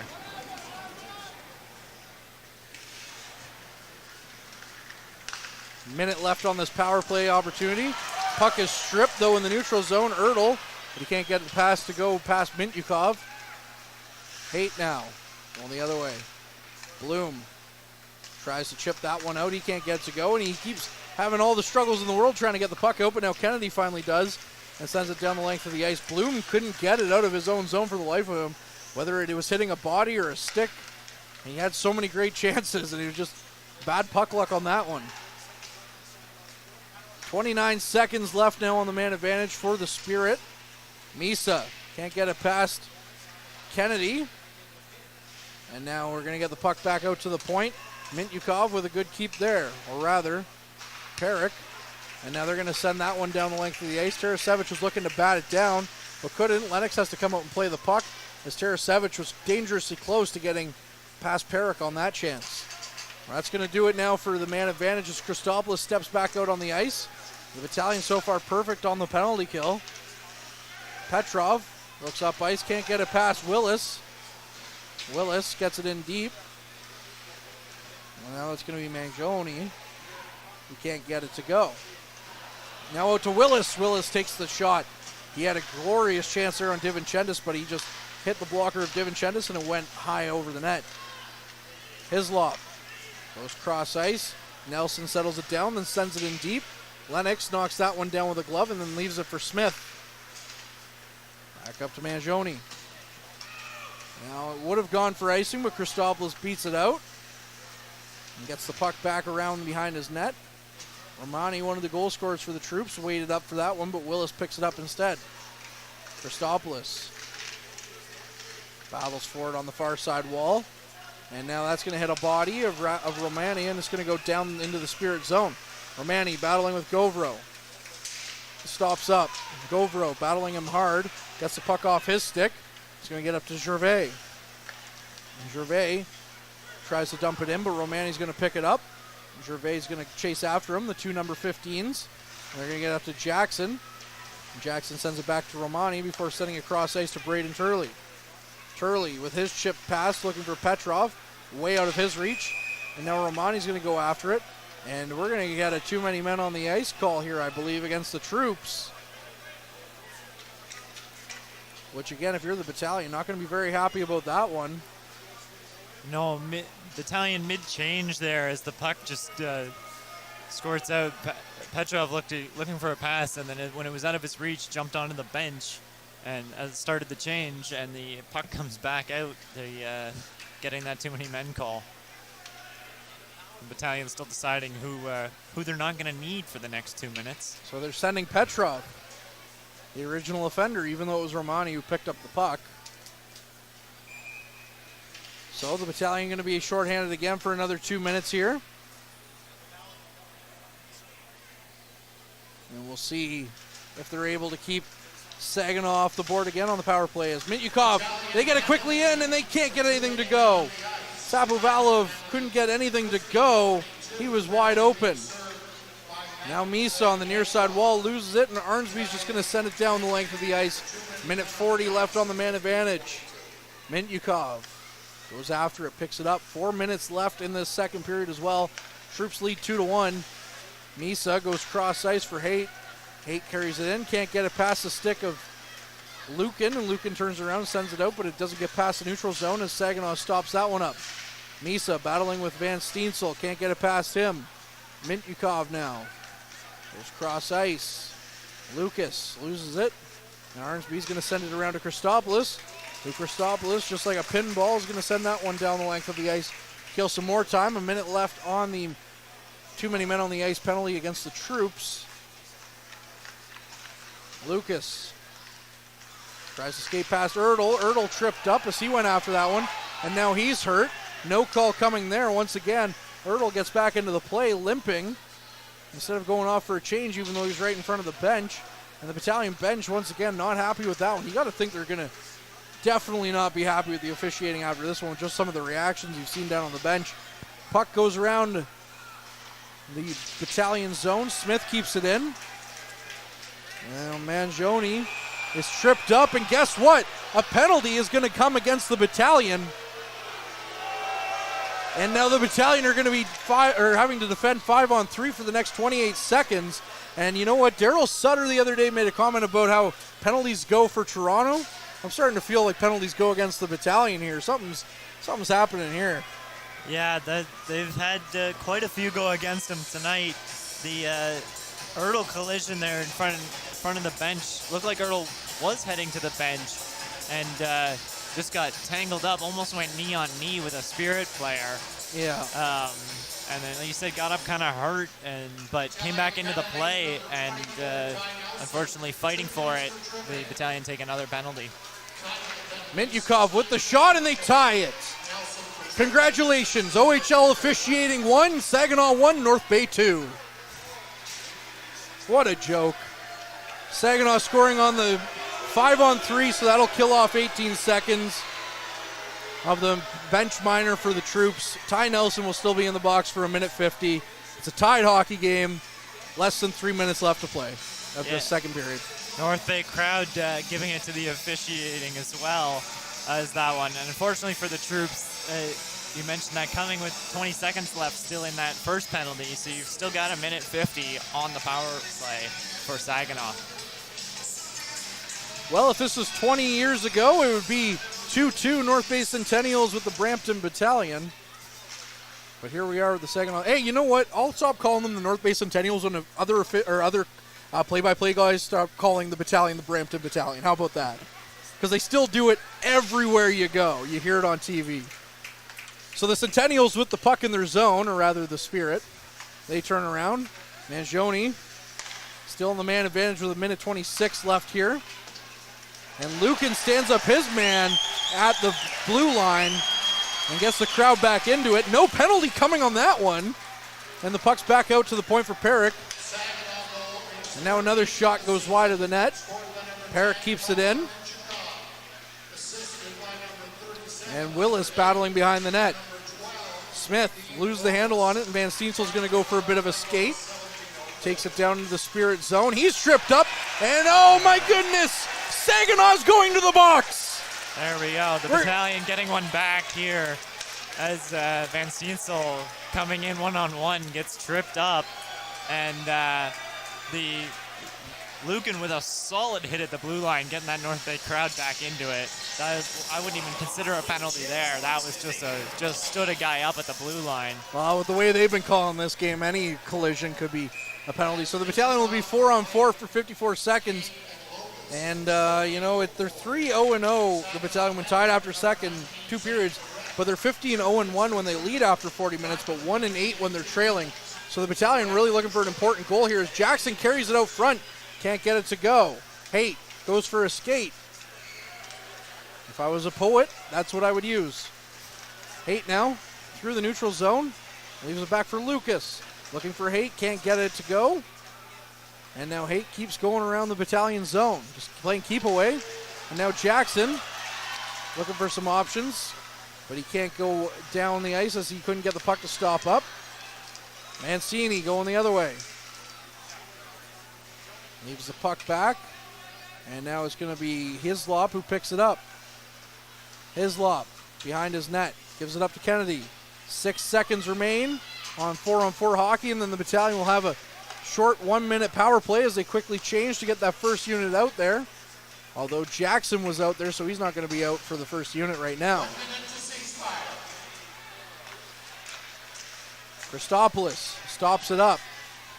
52 seconds. The power play will end at the end of this period, as we're 45 seconds away from that. Petrov leaves it back for Nelson. Can't gain the zone. Bloom sends it in deep. Mintnikov goes after it. And the Battalion just concede the zone to Saginaw, who sends the puck down to the Battalion zone. Nelson looking for some options. And Petrov is going to get it through the neutral zone, but an ill-advised pass. And Sipovalov is going to go the other way. Nelson stands him up. And now all alone, Mintnikov takes the shot, and Divinchentis with the shorthanded stunner stops that one. Now back in, Divinchentis, and now Nelson and Ertl are going to take some exception to Sapovalov, who came in hard on Divinchentis. And we're going to see some rough stuff again with 7.4 seconds left on the clock. And that's basically another power play chance that the Battalion have whittled away. They do have one power play goal so far in this one. I think the intermission can come soon enough for the Battalion. They're, especially on that play, Nelson and Ertl looking a little angry out there. In some ways, rightfully so, but you don't want to take another penalty. No. So just get through the last 7 seconds here, take it to the dressing room, calm it down, and come out and win this in the third. Shots are now 20-11 in favor of Saginaw. And I say Saginaw's looked really impressive, but most of those shots have come with the man advantage. As now the Troops looking for a last-second chance. That's not going to work out, as that'll do it after 40 minutes of play. It's a 2-2 hockey game on the official scoreboard, but like I said, the Battalion have 2, Saginaw has 1, OHL officiating has 1. Rough game, and the Battalion will have to respond in the third period somehow. But you mentioned that the Battalion, they can't wait to get to the second intermission. I think the referees can't wait for the end of the game at this point, because they're definitely going to get booed off the ice if this performance continues. But we'll see that and more, and we'll have Lyndon and Derek on the other side of this. As always, keep your eye on the front line. Average Joe's Eatery and Patio Bar is North Bay's only year-round lakefront restaurant. On the shores of beautiful Trout Lake, we have been serving delicious food and stunning views since 1999. Indulge in one of our delicious menu items, or simply sit with a cocktail in hand and watch the beauty of Trout Lake before your eyes. Check us out online at averagejoes.net or visit us in person at 3501 Trout Lake Road, North Bay. As a Canadore College alumni, you have access to perks. Canadore Alumni Perks. This is a lifetime membership that includes special access to great offers, opportunities to get involved, and so much more. Graduates can access discounts and special offers from businesses and hotels locally, across Canada, and internationally. Get information on special events and news, or access the alumni job portal. Keep in touch with Canadore's alumni office. Visit canadorecollege.ca/perks. Great things happen here. You rely on your vehicle to take you to the places that matter most to you. So bring your vehicle to the team you can rely on to keep it running at its best. Dave's Automotive Services. Whether you're getting your car or truck ready for the season with a tire change, making sure you're safe on the road with an inspection and certification, or doing your due diligence to keep your vehicle in tip-top shape with regular maintenance, Dave's Automotive Services has you covered. Expert troubleshooting, quality repairs, and time-efficient labor are the 3 stars of service you can expect when you bring your car or truck to Dave's Automotive Services at 411 Airport Road. Call 705-478-5544 and book your appointment today. The Frontline Podcast, Season 3. Courtney Kenny, Matthew Sucrum, Derek Lindemann, Bob Coles, and Ben Long bring you closer to your favorite teams like never before. Covering everything to do with hockey in the North Bay area, exclusive interviews with the North Bay Battalion staff and players, expert analysis on the OHL, NOJHL, and more, keeping you up to date on all things Voodoos, Trappers, Lakers, and more. It's a new season, it's a new adventure. The Frontline Podcast Season 3. Available wherever you download your favorite podcasts. Tonight's broadcast is brought to you by Average Joe's Eatery. Average Joe's, where we want your experience here to be a happy one. 3501 Trout Lake Road. And we're back inside Memorial Gardens for the Frontline second intermission. Let's take a look at the scoring summary in that second period. The North Bay Battalion went in with a 1-0 lead, and then 5:31 in, Kyle Jackson made it a 2-0 game on the power play. That was his 17th of the season from Petroff and Ty Nelson. And then a couple goals by the Saginaw Spirit. First one, Liam Stork, his first OHL career goal from Mitnikoff at 8:26, cut the lead to 1. And then at 17:04, Mitnikoff with his 13th of the season tied things up at 2. Hunter Height and Dean Locust with the assist on the Mitnikoff goal. And that's how this second period ended, in a 2-2 tie. A couple penalties again in that period. Roberto Mancini went off for high sticking at 3:59. Christopoulos for high sticking himself at 11:55. Petroff served the too many men penalty on the North Bay Battalion at 15:22, and then at 16:54, Ty Nelson went off for tripping.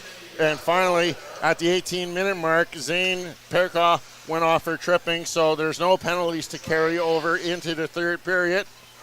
The Saginaw Spirit were 0 for 6 so far in the game on the power play. Meanwhile, the Battalion 1 for 4. Face-offs getting a little bit tighter as the Saginaw Spirit have outdrawn the North Bay Battalion 30-19. Shots in the second period, the Spirit 14 for a total of 21. Battalion 6 for a two-period total of 11. Taking a look around the OHL at the other 4 games in action tonight.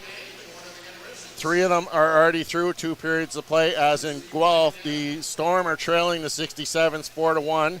In Hamilton, the Frontenacs lead the Bulldogs 3-1. And the other game through 2 periods sees the Peterborough Petes in Sarnia to take on the Sting, as the Petes are leading that one 3-1.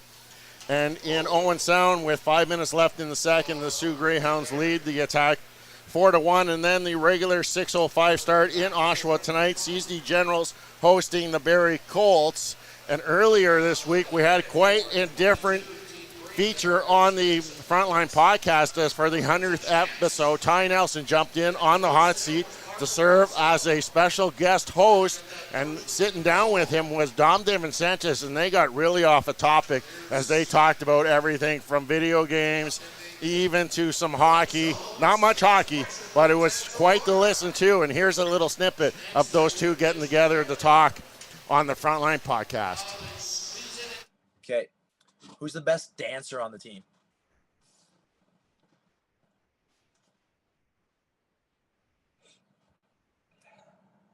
You're good at, like, getting sturdy. Like you can get sturdy, but an actual dance.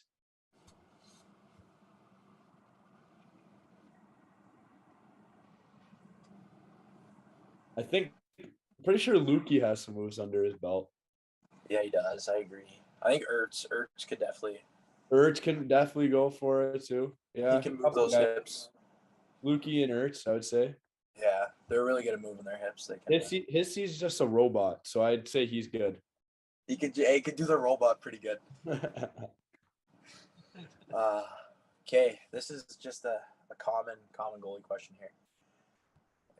Would you say, is there anyone weirder on the team than you and Chuck? Because goalies are just like different breed over here. So who do you think you got that's weirder than you and Chuck? Well, just because you have to ask that question, I'd say you. And you're weird for thinking it's weird. Goalies are just weird, man.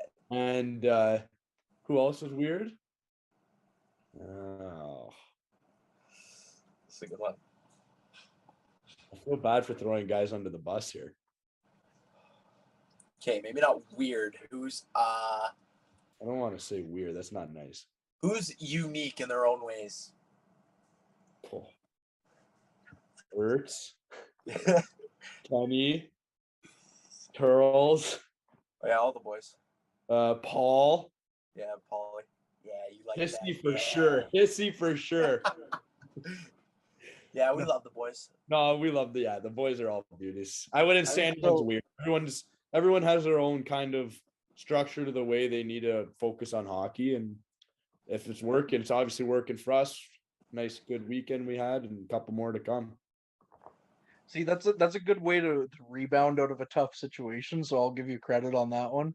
Nelly was literally trying to sewer you, and you just like came out smelling like roses. I know. You totally tried throwing me under the bus. Yeah, I did. I gotta give you a little bit of thinkers here. Come on. So one of the running jokes on the podcast, since we have Macker on, obviously, and I brought it up to you the last time you were on, was that you're the most high maintenance guy in the room. No, that was a last year type of me. All right. So if you're not the most high maintenance guy in the room anymore, who's the most high maintenance guy in the room then? I think Charlie's taking my spot a little bit. Charlie's up there. Chucky. I don't know. Every now and then you hear a good old Macker from DB. So no. That's more for Gatorade this year. Yeah. You know, I'm thirsty. No, last year, like, I gotta be honest, you were a little high maintenance, but this year, like, way better. I don't think we really have a high maintenance guy on the team. Like, no, Chucky's taking my spot a little bit. Really? He's more of a silent type, so I don't really hear him call him Macker. Yeah, I was more of the call Macker. Can you come here, Macker? Chucky's more just goes to Macker's room, and he kind of silently does it on its own, so no one sees it. Good for him. Yeah, he definitely realized how it got me into some circumstances last year where it made it on the Frontline podcast as a topic of conversation. To be fair, it was only in good fun, and Macker was the one who sewered you, so you got him to blame. Okay. Well, now bringing up the word sewer, we got to go who's the best and who's the worst sewer player on the team. So for people who don't know, sewer is a warm-up game we play with a soccer ball, and it gets very, very competitive. So we need to hear this. I've got two contenders at being the worst at sewer. That's got to be Chucky, and that's got to be Kennedy. Yeah. Though, like, fantastic hockey players, negative soccer players. It's okay. The good thing is they got a couple years to get the boots moving in sewer. They have no hand-feet coordination. They got hand-eye coordination, no hand-feet. But yeah, I got those two. Maybe one of the couple worst, but the best. Well, I mean, me and Nelly go head-to-head quite a bit. Yeah, we battle it out for sure. But I already chose myself for poker, so I'll pass it on to Nelly, and I think Arnie, man. Arnie's pretty good, yeah. Arnie's good. Arnie's is sneaky. Who else is up there? I don't know. There's some guys that have multiple lives, so they don't count. I'm trying to think of guys that The OAs don't count. Like Arnie has a couple, but Arnie's like actually a good sewer player. Yeah, he's actually sneaky. Yeah, I'd say you and Arnie. Players to Watch is brought to you by Mike the Financial Advisor. If you have financial questions, he has financial answers. On Facebook, Instagram, and TikTok at Mike the FA.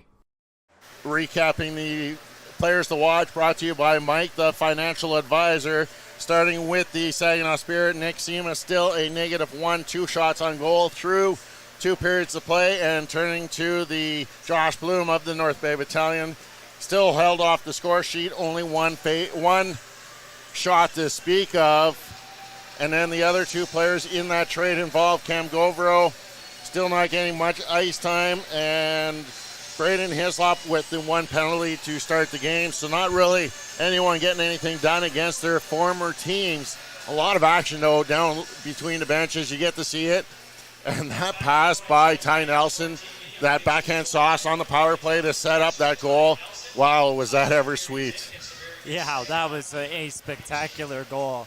I can't imagine the view from ice level. It's amazing how much of a difference it makes watching from up here.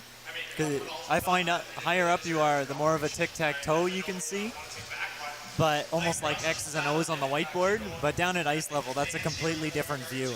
It is, and you start to hear how some of the chirping has picked up the pace. It started off with about 12 minutes left in the second period. Michikov started to wonder who that number 2 defenseman was with the North Bay Battalion, and as he was checking the back of the jersey to see who it was, and then Lukin giving it a little back to him, speaking a little Russian, so not really able to understood what was being said there, but it really adds to the game feel. And you know what? It's been really fast and high-paced between on the ice between these 2 high-powered teams. It's no wonder why they're at the top of the standings. Yeah, it's so easy to tell, and these are always, no surprise, these are the best games to watch. It's got a little bit of everything. Both goaltenders standing on their heads so far. The speed of both teams, the skill on both sides. It's the peak of hockey. Talking about the skill on both sides, the goaltending, Dom DiVincenzo is really the difference maker for the North Bay Battalion tonight. I can count 4 or 5 quality saves that he's made that probably should have been goals. So definitely the score could have been easily 5-6-2 right now, but Dom DiVincenzo is making saves going from his right to his left, keeping that pad on the ground. It's just, he is really focused into this game tonight. It's just unbelievable how he's keeping the team in. Yeah, unfortunately for him, his team in front of him has been a little bit messy. They cleaned it up a lot in the second period, but especially in that first period, there was a lot of miscommunication, a couple of errant passes that left DiVincenzo a little bit hung out to dry. But when you've got someone as skilled as he is in net, he can make up that difference by bringing those big saves. There's been a change on the goal now. The Pavel Mentnikov goal was given on the power play, so the Saginaw Spirit now 1 for 6 on the evening in the penalty or on the power play. Specialty teams are something that's going to really have to focus on in that third period. Yeah, when you get 10 penalties in the game, you have both teams with as much skill as they have. There's not going to see too much action on 5-on-5, so you got to make the most of those opportunities when you have the extra skater. And the fans in here are really not happy with the officiating. They figure there's a lot more calls that should have been called for the Saginaw Spirit, and unfortunately the little trips are getting called for the North Bay Battalion. Wow, we're set for an exciting third period here as there's 20 minutes left to determine the outcome of this game. Courtney Kenny will rejoin us on the other side as the Saginaw Spirit and the North Bay Battalion are deadlocked at 2 here on the Frontline Game Day broadcast.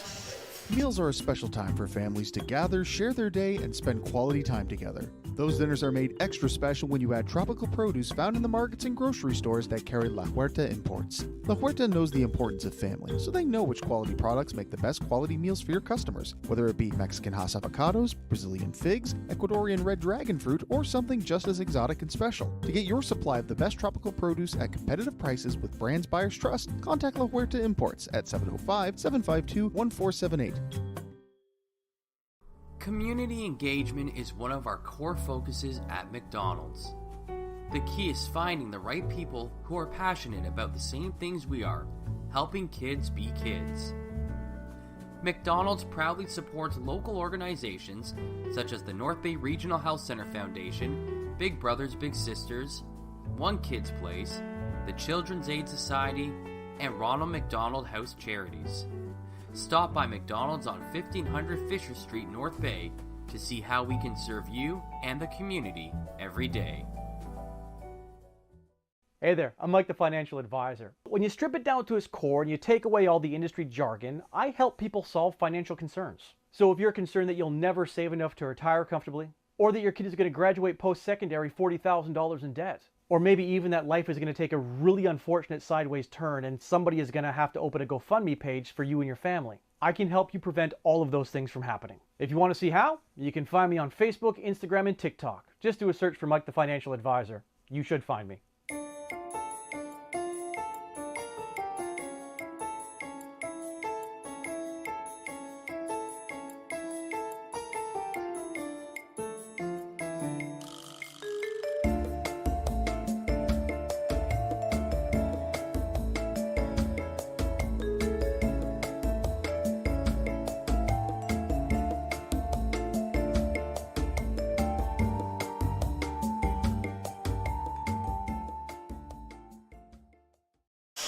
And welcome back inside North Bay Memorial Gardens. We're here at a deadlock 2-2 as we begin the third period between the North Bay Battalion and the Saginaw Spirit.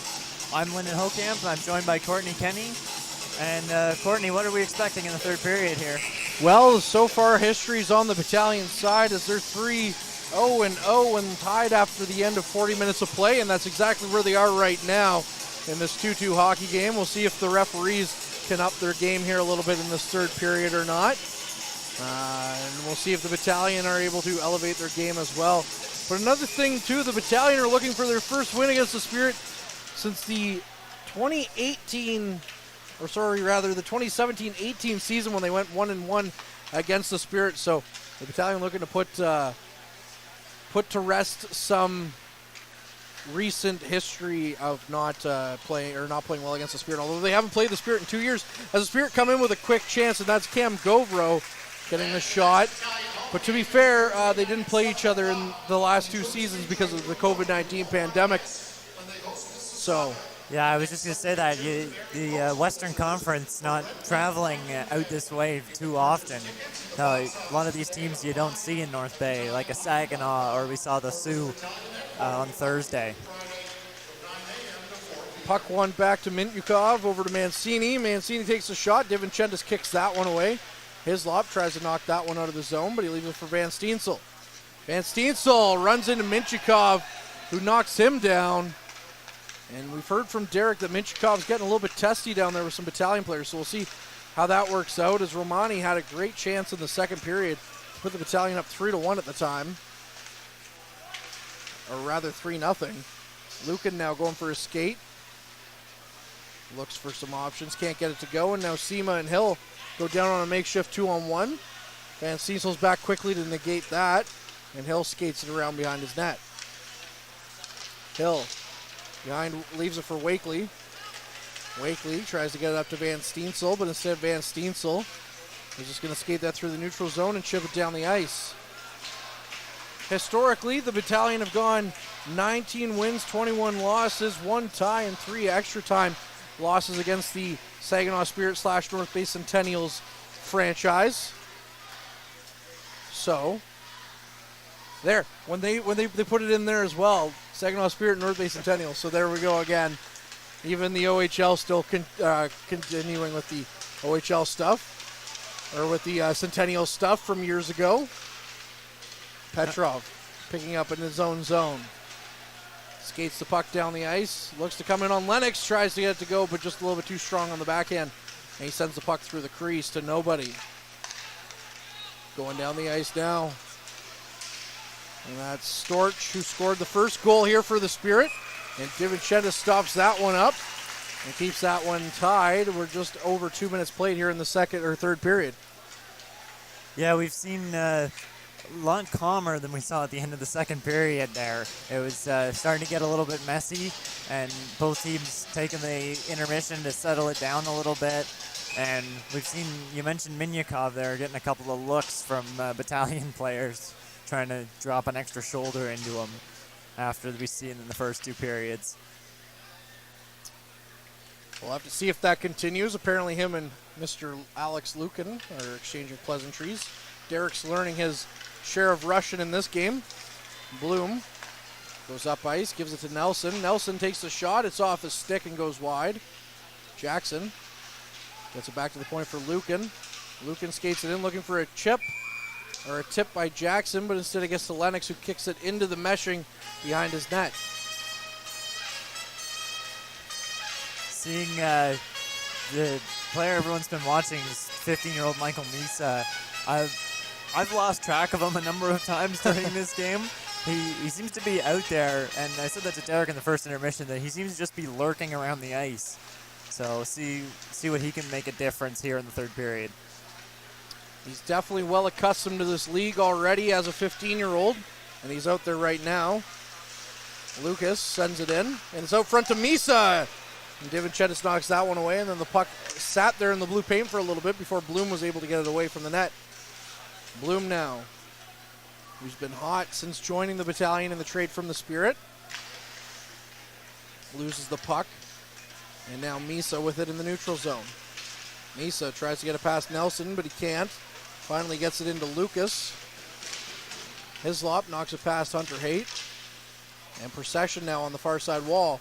Chips it in behind the net to Hislop. Hislop looking up ice, gets it to Bloom, who just chips that one down the ice to negate the icing. And Procession chases after it with Smith. Smith with some speed in his own zone.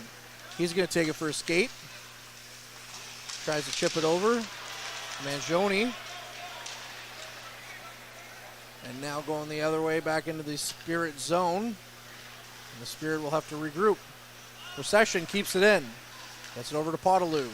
Podolou with some zone time. Dumps it back in. Smith's going to pick it up. And Saginaw is going to get it back out of their zone now. Going the other way now. Willis chips that one in. And Kennedy, the number 2 that Minchikov had no idea who it was, gets the puck around the end boards to Terrian. Terrian looking for Podolou. Can't get it to settle down. And now Terrian tries to pick it up again, but Gauvreau picks it up in the neutral zone. Gauvreau goes cross ice to Perrick. Perrick up to Willis. And Willis knocks it down the ice, and it's going to hop over the stick of DiVincentis. And now Romani with it in his zone. Romani into the neutral zone, looks up ice, gives it to Lukin. Lukin looks cross ice, can't get his pass to go as Perrick knocks that one down. And now 3 Spirit and Lukin are battling against the boards. Arnsby comes away with it. Looks cross ice to Romani. Romani gets it back to the point for Christopoulos. Christopoulos sends it in wide. Lukin carries the puck in. He's in the near side corner. Gets it back to Romani. Romani loses the handle on it. Leaves it for Van Steensel. Van Steensel's pass hits the end wall. And now going the other way is Sima. Sima tries to get by Christopoulos. Couldn't get it to go. Perrick takes the rebound off Christopoulos' skate, and DiVincentis knocks that one aside. Arnsby, far side wall. He nearly gives it away out front, my goodness, but the Spirit can't convert on that. Van Steensel trying to get the puck to settle down. He does, looking for the outlet pass to Romani, but it's going to be picked off by Minchikov, who then sends it back up ice for Sima. Sima sees Ty Nelson coming towards him and just tips it back in. And now Wakely looks up ice for Petrov. Petrov loses the handle on it. Mancini knocks it back out before Wakely sends it in, but because Petrov was still in the zone, the Battalion couldn't chase after it right away. Petrov keeps it in, but he overskates the puck, and now the Spirit going the other way. The Spirit are up 26-11 in shots in this game, The Battalion haven't had a shot yet this period, and we're almost 6 minutes in. Storch cross ice. They're going to send that one wide of the net. And now Tarasevic carries it into the Spirit zone before being taken off the puck. On a hit that looked like the Kennedy one, but no call coming on that one. Battle in the near side corner now. The Spirit come away with it. Storch.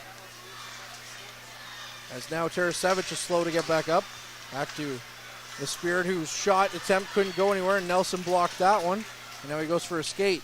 Nelson tries to get around Mancini, and he does, but he doesn't get in any lane of the net. Gives it back to Jackson. Goes over to cross ice to Hislop. Hislop with a pass is picked off by Minchikov. And now going the other way is McNamara. Over to Lucas. Lucas takes the shot. It's off the shoulder of Divinchentis. And the rebound's collected by Saginaw. McNamara loses it to Hislop, who gets it up to Ertl, but he can't keep it.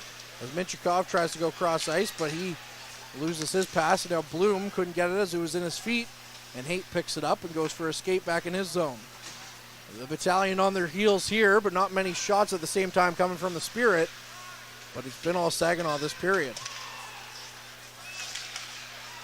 Ertl can't clear the zone. Misa will be the first on that one. Lukin with a no-look pass through the middle of the ice. Thankfully it wasn't picked off, and it's back down to the Spirit zone before Lucas quickly gets it up into the Battalion zone. Procession chips it up. Bloom didn't expect that, so it's going to pass him and go down to the Spirit zone for Perrick to pick up. Gives it to Gauvreau. Gauvreau to Haight. Haight nearly got his pocket picked by Terrien. And now the Battalion can't get out of their zone as it hit a linesman and didn't go anywhere. Haight leaves it for Perrick. That shot attempt didn't get to the ice. Now Terrien skates it up the ice. Terrien with some speed. Leaves it for Procession. Gets it up to Podolou. Podolou tries to get the puck out front. Loses it on the transfer. And now going up the other way is Mangione. Mangione comes in. Looks to get the pass to go cross ice. Ty Nelson down on his belly. Stops that one from going through.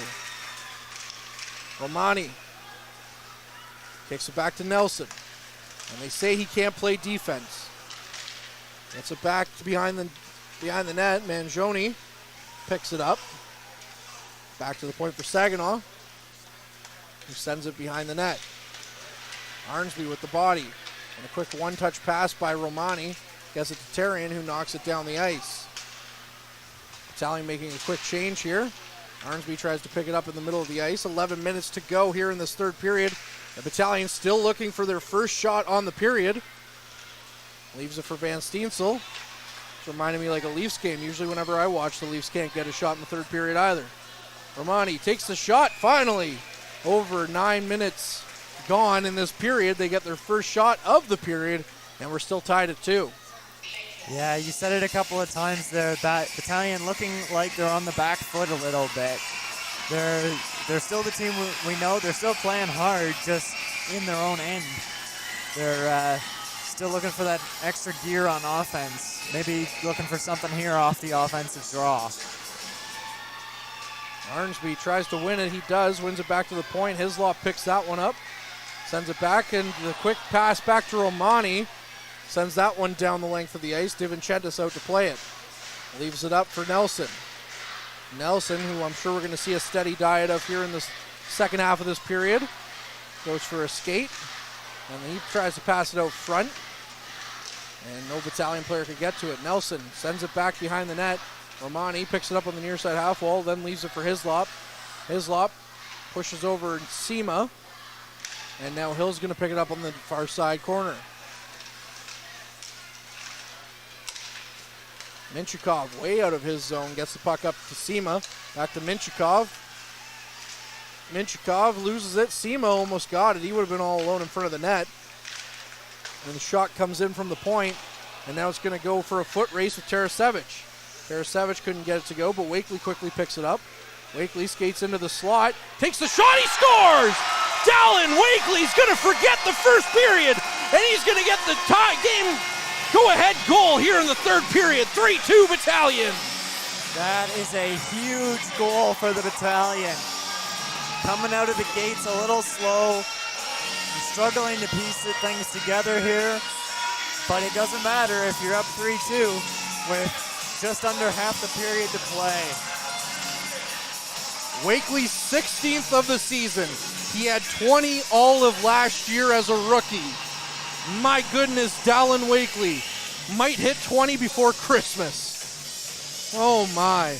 Always has a penchant for big goals and made something out of nothing there, as he was able to just kind of scoot his way up into the slot and took the shot after missing a golden opportunity in the first period. He's going to forget all about that now with that go-ahead goal here. Perrick sends it in for Storch, and he goes hard into the corner. Now Lucan looking up ice to try and get the Battalion to go again with Bloom up there, but they can't get anything to happen. Perrick in his own zone. Looks past Storch. Now Bloom just stick handles past a couple of Spirit before he tries to dump it in and hits a skate and bounces back out. Lucan chips it back in. Ertles deposits the Spirit player half back into the bench. And now the puck comes cross ice to Bloom, who settles things down again. Bloom back to Hislop. The former Spirit teammates. Now teammates here with the Troops. Gauvreau looks up ice. Hislop gets it back up to Bloom, and Bloom comes in on with two Spirit defensemen, takes the shot, it's off Perrick's leg, and goes wide. Bloom loses it, but the Spirit can't get it out of their zone just yet. Battalion go for a quick change, and now Lucas loses it, and now Dallin Wakely is going for another skate with it, gives it back to Tarasevich, who takes the shot. Lennox knocks that one down. We're going to get another stoppage and play here, and that'll be our mid-period break timeout with 8:32 left in the third period, and we'll be back on the other side of this. This period is brought to you by Canada Alumni Perks. Get information on special events and news, or access the Alumni Job Portal. Visit canadacollege.ca/perks for more information. Tonight's 3 Stars is brought to you by Dave's Automotive Services, 411 Airport Road in North Bay. Expert troubleshooting, quality repairs, and time-efficient labor are the 3 stars of service you can expect from Dave's. And again, after the game, we will have our 3 stars of service from the Dave Matthews Band, as Mr. Derek Lindemann really is a big fan of them. And right now, he's between the benches. Derek, what are we hearing? Are we hearing any Dave Matthews down there, or are we hearing some chirps between the two playing teams? Just trying to pay attention to the way the communication is happening with the North Bay Battalion. That shot, it looked like I'm like watching right down his stick line Wakely, and I'm like, there's no way he's got an angle. And sure enough, with that elite shot, he was able to put it up over the shoulder of Lennox. It only takes one little mistake, and Wakely was able to capitalize on the one by the Spirit. And a quick shot there by Petrov. And Derek, I got to ask, you kind of made a joke about it. How's your Russian coming along now? Still not understanding. They're a little too fast speaking between them, but it's just showing, Mitnikov is just showing why he was a number 10 overall pick by the Anaheim Ducks. All right, Derek, we'll let you go, and we'll hear from you on the post-game show, of course. Keep an eye out for sticks and pucks and other flying objects down there, as Hislop now has it. Back to the point, gets it to Wakely, who dumps it back in. Tarasevich out front to Petrov, and it just rolled off his stick. Petrov would have had Lennox beat too. Puck back out to the neutral zone for Nelson, gets it up to Wakely, and now he gets it over to Tarasevich. Tarasevich with the backhanded chance. Lennox stops that one up, and now the Battalion are pushing back against the Spirit, literally and figuratively, as Wakely and Haight have a few words to say to each other. Yeah, one feature of this North Bay Battalion team is that physicality. We see it a lot here, and coming out again as the game gets a little chippy as we get into the late stages. 7:58 here left in the third period. The Troops are up 3-2 on the Spirit. Smith with the puck in his own zone. He gets tied up behind the net. And now there's a bit of a scrum ensuing along the boards. Saginaw is going to come away with it. Going up the ice is Willis as he tries to get by Kennedy with some speed. Leaves it in the corner, and he's going to pick it back up. And he sideswipes a big hit from the Mack truck that is Liam Arnsby. Kennedy to Van Steensel. Leaves it back for Kennedy. Kennedy dumps it in. Van Steensel chases after, out front to Arnsby. And Arnsby from one knee in the slot gets denied by Lennox. And I've said it before, I'll say it again, there's no shortage of save of the night highlights from this game. Yeah, that was a solid save by Lennox, keeping Saginaw in this game.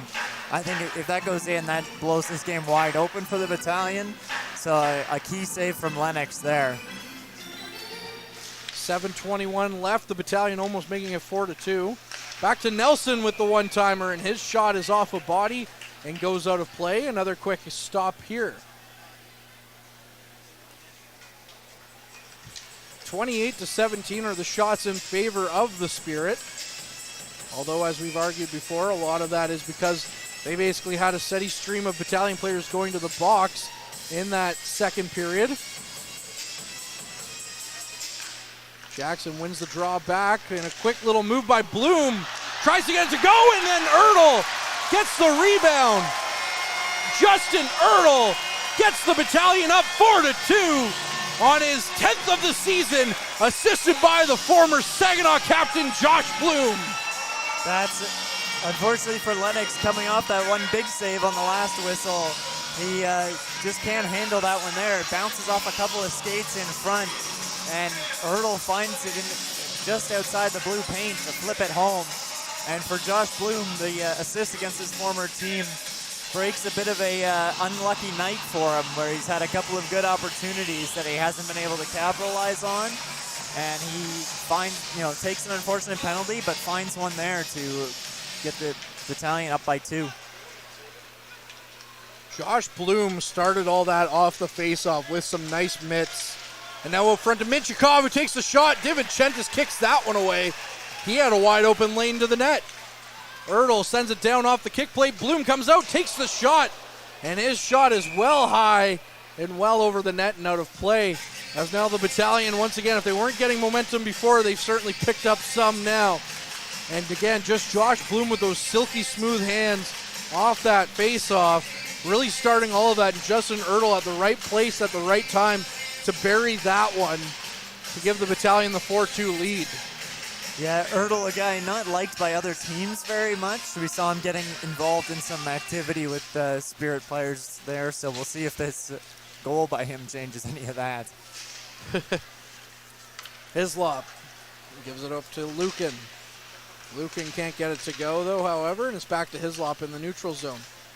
Hislop sends it up to Lukin, who chips it back in. Lennox comes out and plays it behind the net. 6:30 left here in this third period. And Van Steensel knocks over his man in the corner. The Saginaw is going to get it out of their zone with Lucas. Lucas up to Haight.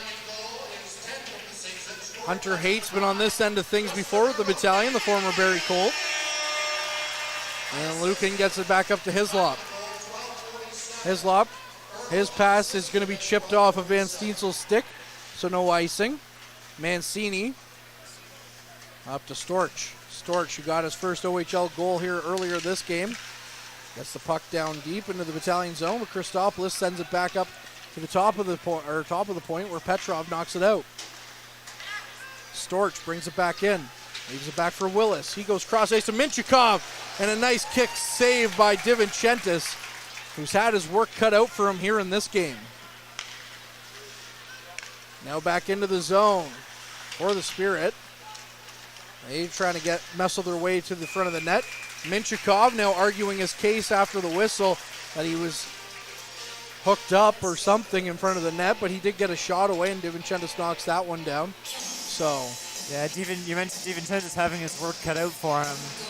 Saginaw with 30 shots on goal, and DiVincentis making 28 saves so far, and a lot of those have been big saves. A good half dozen have been very important to keep the Battalion in this close game, or in the last couple plays here to preserve that 2-goal lead. And just keeping an eye on our other friends, the Powassan Voodoos are quickly up 1-0 against the French River Rapids as their game in Noëlville has just started. Puck comes out to the point. Bloom knocks it out. And Saginaw's going to have to regroup in their own zone. Smith turns around, looks up ice. Hislop Sends it back to the point, and Bloom's just going to knock it back down through the neutral zone for Smith to chase after. Smith, with his former captain hot on his tail, sends it up to the neutral zone, and then Nelson's going to send it right back to where it came in the Spirit zone. Smith up to Misa. The Spirit get it back into the Battalion zone. Sapovalov loses it though, and Lucan's going to send it up ice for Bloom. Bloom with a nifty pass over to Wakely, but Wakely's just being hounded by the Spirit, can't get it to go. Bloom could have lined up a guy for a check, but thought better against it. And then Lucan skates the puck back, sends it back to the point for Christopoulos, who sends it quickly on net with the one-timer. And now Wakely's in a headlock. And some more words being exchanged between the two teams here after the whistle. I could very easily see this being an interesting series late in the OHL playoffs between these two teams.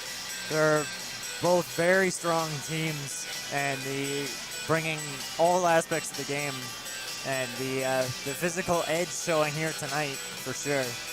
Well, it is early. We are pre-Christmas, but this could be a preview of the OHL finals, as you mentioned.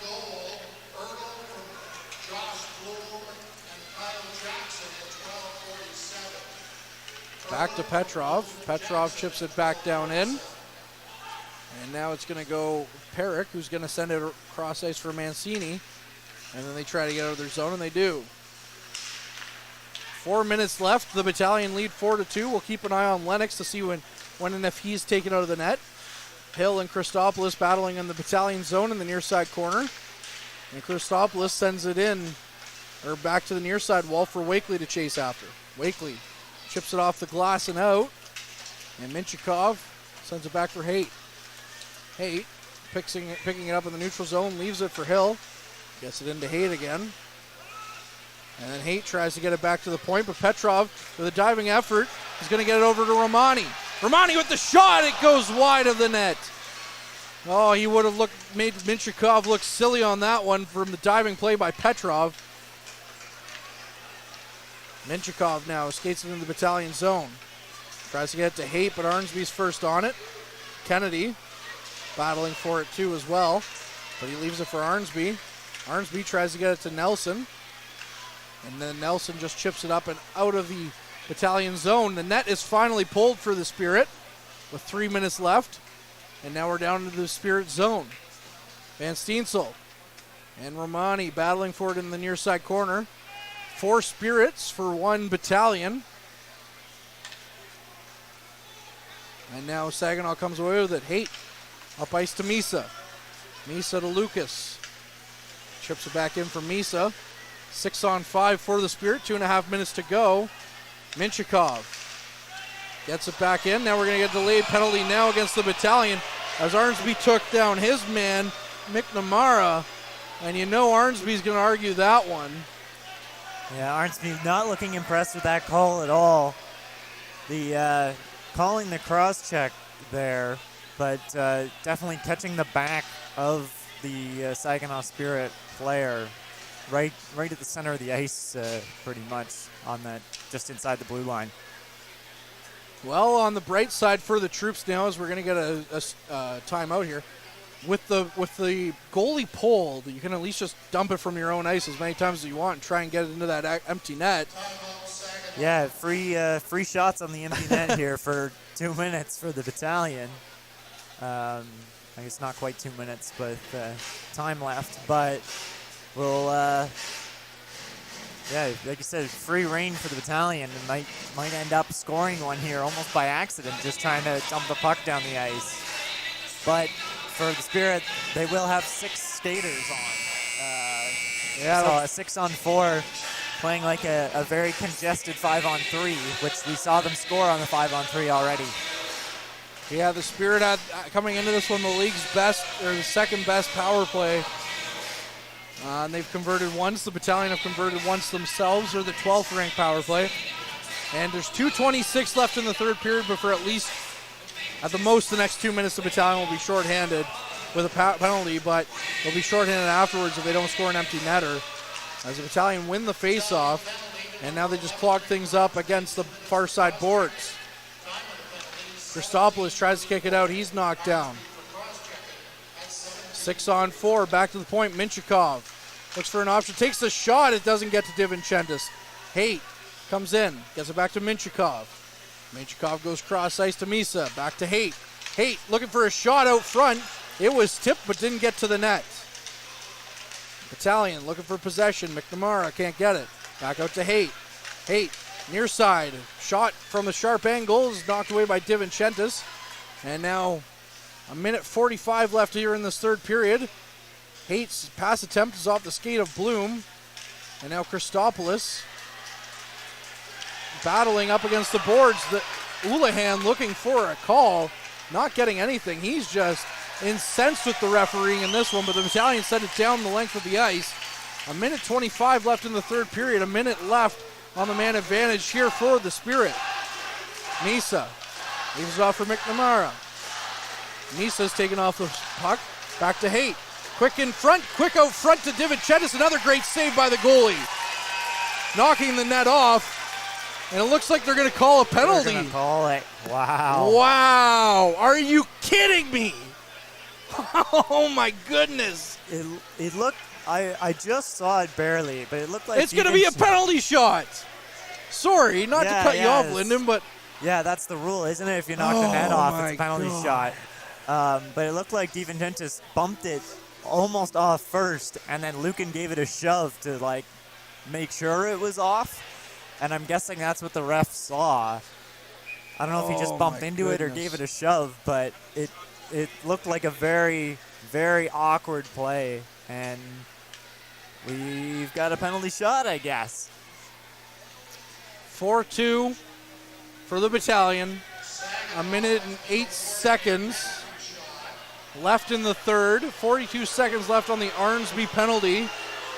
Ryan Houlihan was doing his best on Cherry Coach's corner, having his arms out in the air, finally getting a description from the referees as to what's going on. I'd like to hear that conversation. Me too, and of course it's going to be Minchikov who's going to be getting the penalty shot. Yeah. Minchikov with an assist already in this one. He'll be looking for his 13th goal here. Not what you like if you're the Battalion. Not what you like if you're a Battalion fan. As Minchikov comes and picks up the puck to a chorus of boos. Comes in. He can't beat Dom! How about that, referees? Look at that. Even Divinchentis giving the referee a bit of an earful on that one. Yeah, the Battalion, every player on the ice, everyone in attendance tonight, I think, is unhappy with some of the calls that have gone against the Battalion. So to get one back on him by stopping that penalty shot, that's a good feeling for your team. If I'm Wyatt Kennedy, I go past Minchikov and look at his back of his jersey and say, who are you? Yeah. Oh man, this would be a fun playoff series between these two teams. The emotions are high. And the Battalion have a 4-2 lead currently. Minchikov at the point. Gets it back to Haight. Haight over to Misa. It's quickly in deep. Back to Misa on the slot.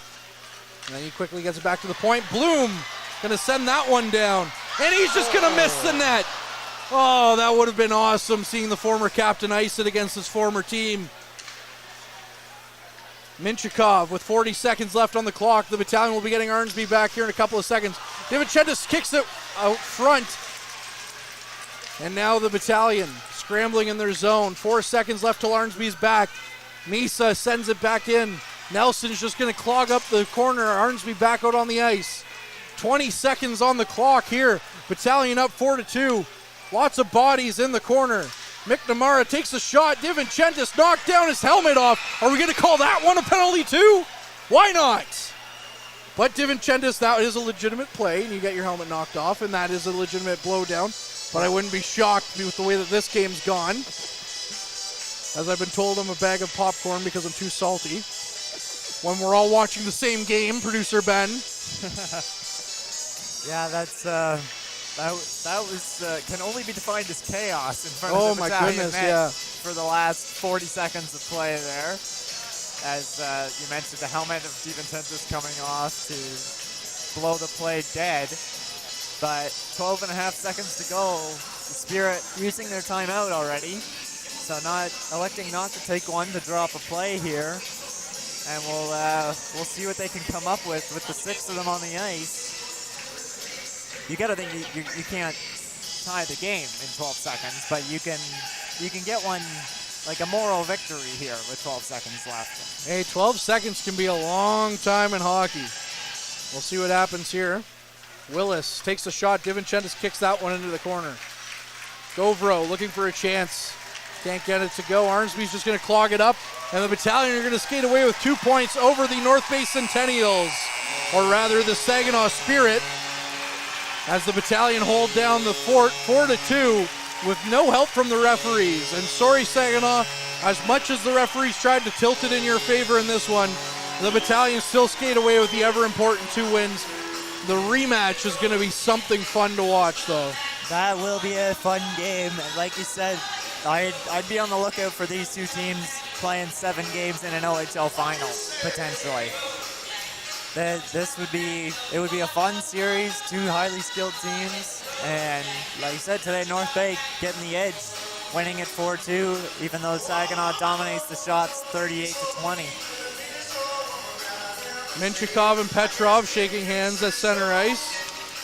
So, no hard feelings there between the 2 of them, even though they've been going at it in Russian. Tarasevich comes over and Lukin.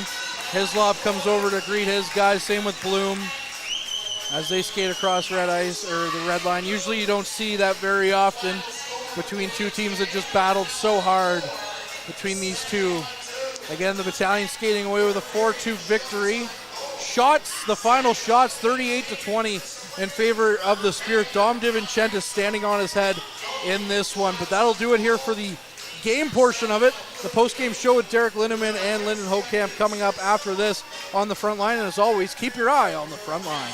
Average Joe's Eatery and Patio Bar is North Bay's only year-round lakefront restaurant. On the shores of beautiful Trout Lake, we have been serving delicious food and stunning views since 1999. Indulge in one of our delicious menu items, or simply sit with a cocktail in hand and watch the beauty of Trout Lake before your eyes. Check us out online at averagejoes.net or visit us in person at 3501 Trout Lake Road, North Bay.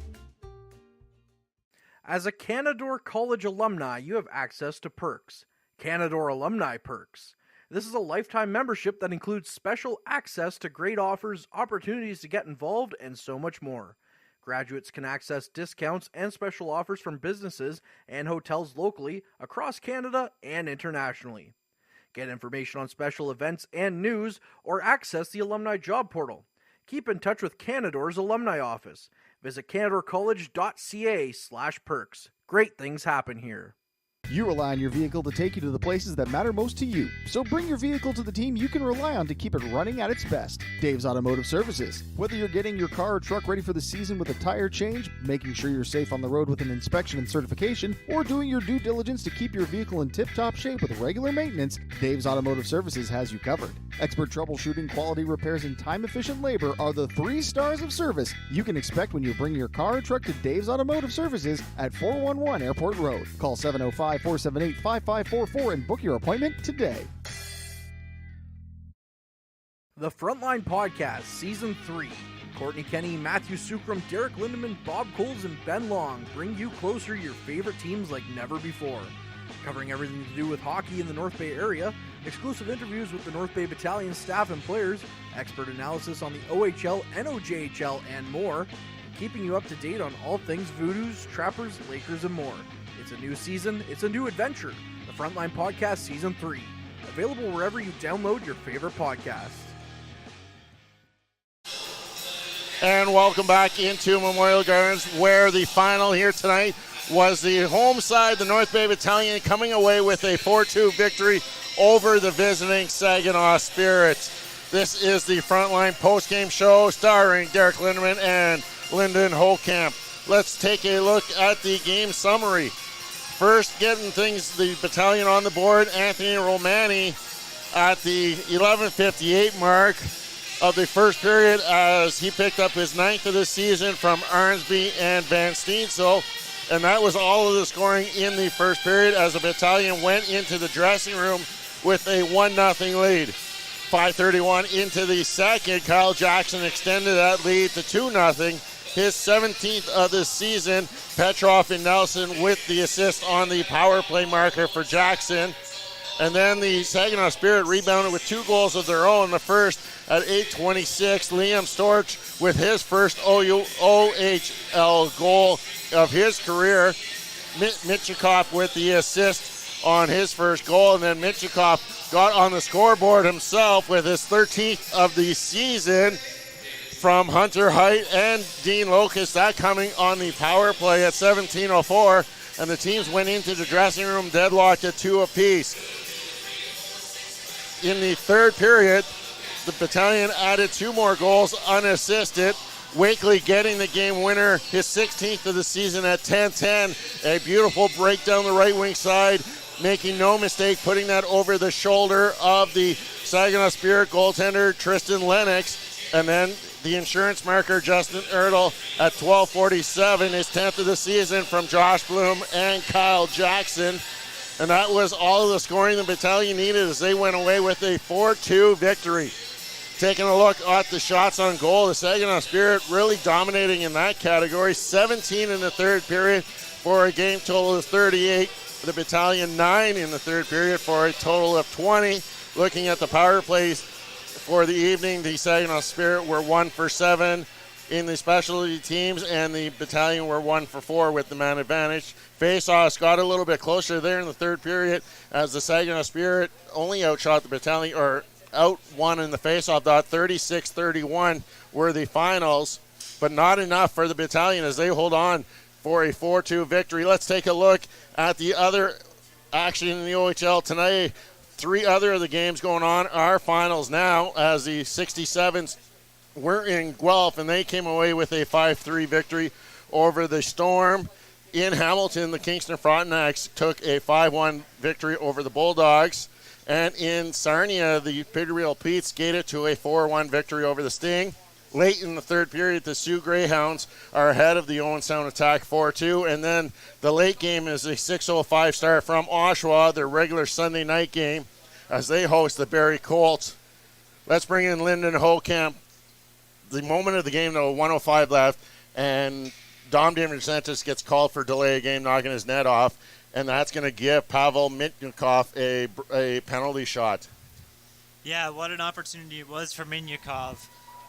Chance to bring the game in within reach.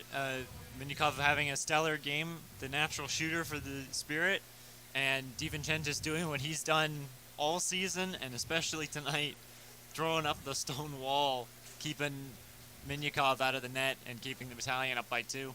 With those 2 names, they're going to come up again momentarily as we take a look now at Dave's Automotive 3 Stars of Service. Tonight's 3 Stars is brought to you by Dave's Automotive Services, 411 Airport Road in North Bay. Expert troubleshooting, quality repairs, and time-efficient labor are the 3 stars of service you can expect from Dave's.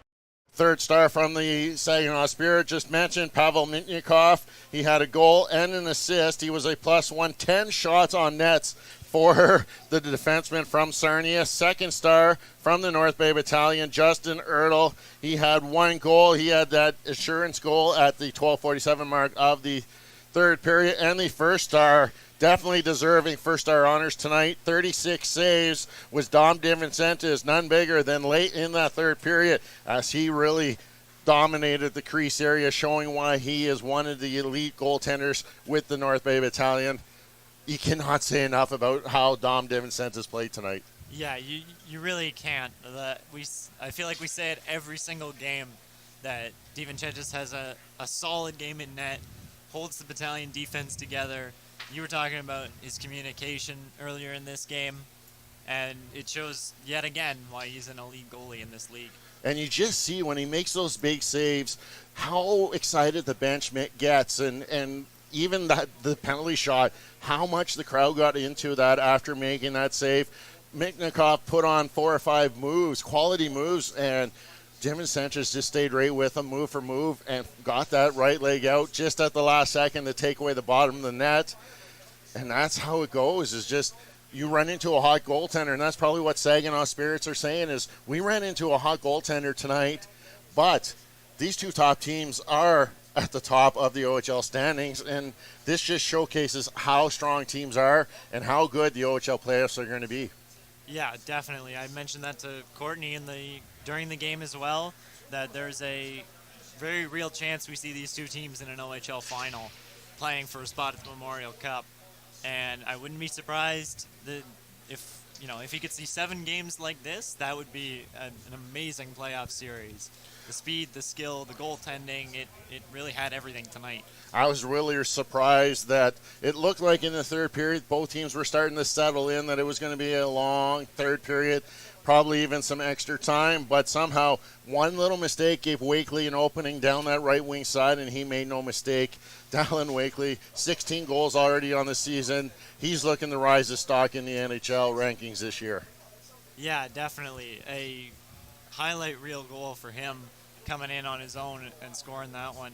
But what I like about watching junior hockey is that two teams will be this even, will meet at, you get one little mistake, and then they have the star power from a guy like Dallin Wakely to find the back of the net and make a difference in a game.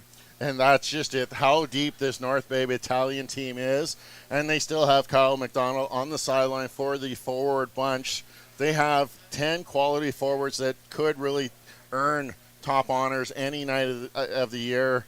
And it's just nice to see and really like the attitude this year of Matvei Petrov. Seeing him down at ice level, you see him saying great shifts to the guys, really get involved with the communication, and that's just something else, how much of a leader he has developed into for the North Bay Battalion. Yeah, it's exactly what you want to see from a team in a spot like the North Bay Battalion. They had a good run last year, winning their division and making a long run into the playoffs. But you can see that a lot of those guys come back this year and develop as a leader, like a guy like Matvei Petrov that goes to an NHL camp for a little bit and then comes back to the battalion and can make a difference for your team here and potentially take him on another long playoff run. And a special moment after the game is usually you don't see the handshakes. There was no handshakes, but you got to see Mutnikov at center ice talking over with Petrov, Lukin. You got to see Josh Bloom and Hislop meeting with some of his former teammates along with Gauvreau and Sima again. That's just something that you don't see in OHL hockey, especially during the regular season. Yeah, definitely not. I mean, to be honest, you don't see a ton of trades in the OHL very often. And when you have you see guys like this that have been with their teams, Courtney talking about the story of Cam Gauvreau walking onto this team in North Bay, and having a guy like that come back to his team and have them welcome him back, and then for the Russian players to be able to connect a little bit. I'm sure they've played together on some kind of international competition at some point, so they're familiar with each other, and to fight hard for 60 minutes and then be able to shake hands after and enjoy a moment is nice. These two teams won't meet up again until February the 24th to be exact. That's going to be a interesting game to see if both teams are still at the top of their conferences, as that's just 4 weeks prior to the end of the regular season. And like the song said, hit the road, Jack, don't you come back no more. That's something the Battalion don't want to see. Well, they won't see until the final round of the playoffs. Yeah, as we mentioned during the broadcast too, these Western Conference opponents you don't see very often in Eastern Conference arenas. So to see a game like this between these two teams, and to know that you won't see it again until a potential final round playoff matchup, is disappointing in some ways, because I could watch a lot of games like this, but it'll make an even better playoff round. Wow. The Battalion are not back on the ice until Thursday night, the 16th. The 15th. They'll be hosting the Mississauga Steelheads, and they're going to be unveiling a new look, so that's something to look forward to.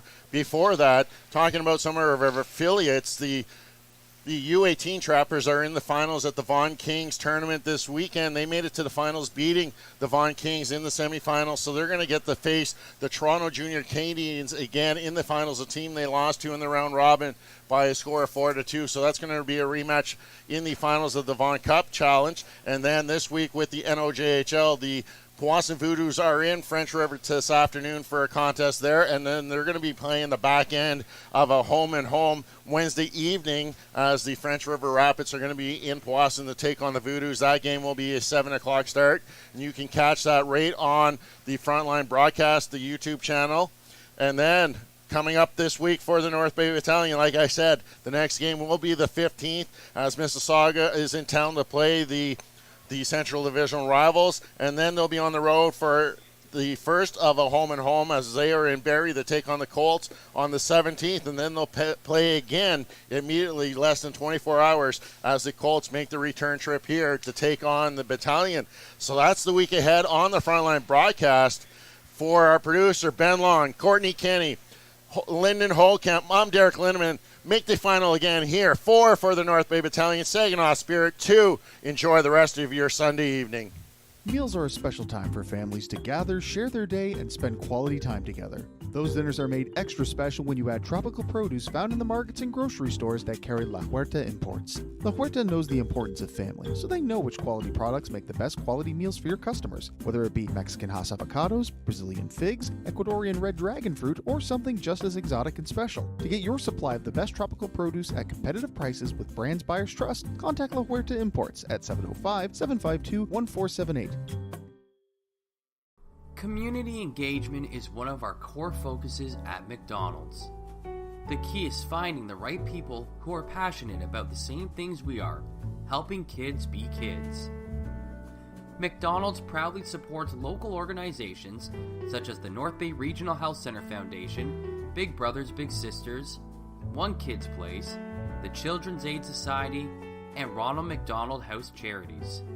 Stop by McDonald's on 1500 Fisher Street, North Bay to see how we can serve you and the community every day. Hey there, I'm Mike the Financial Advisor. When you strip it down to its core and you take away all the industry jargon, I help people solve financial concerns. So if you're concerned that you'll never save enough to retire comfortably, or that your kid is going to graduate post-secondary $40,000 in debt, or maybe even that life is going to take a really unfortunate sideways turn and somebody is going to have to open a GoFundMe page for you and your family, I can help you prevent all of those things from happening. If you want to see how, you can find me on Facebook, Instagram, and TikTok. Just do a search for Mike the Financial Advisor. You should find me.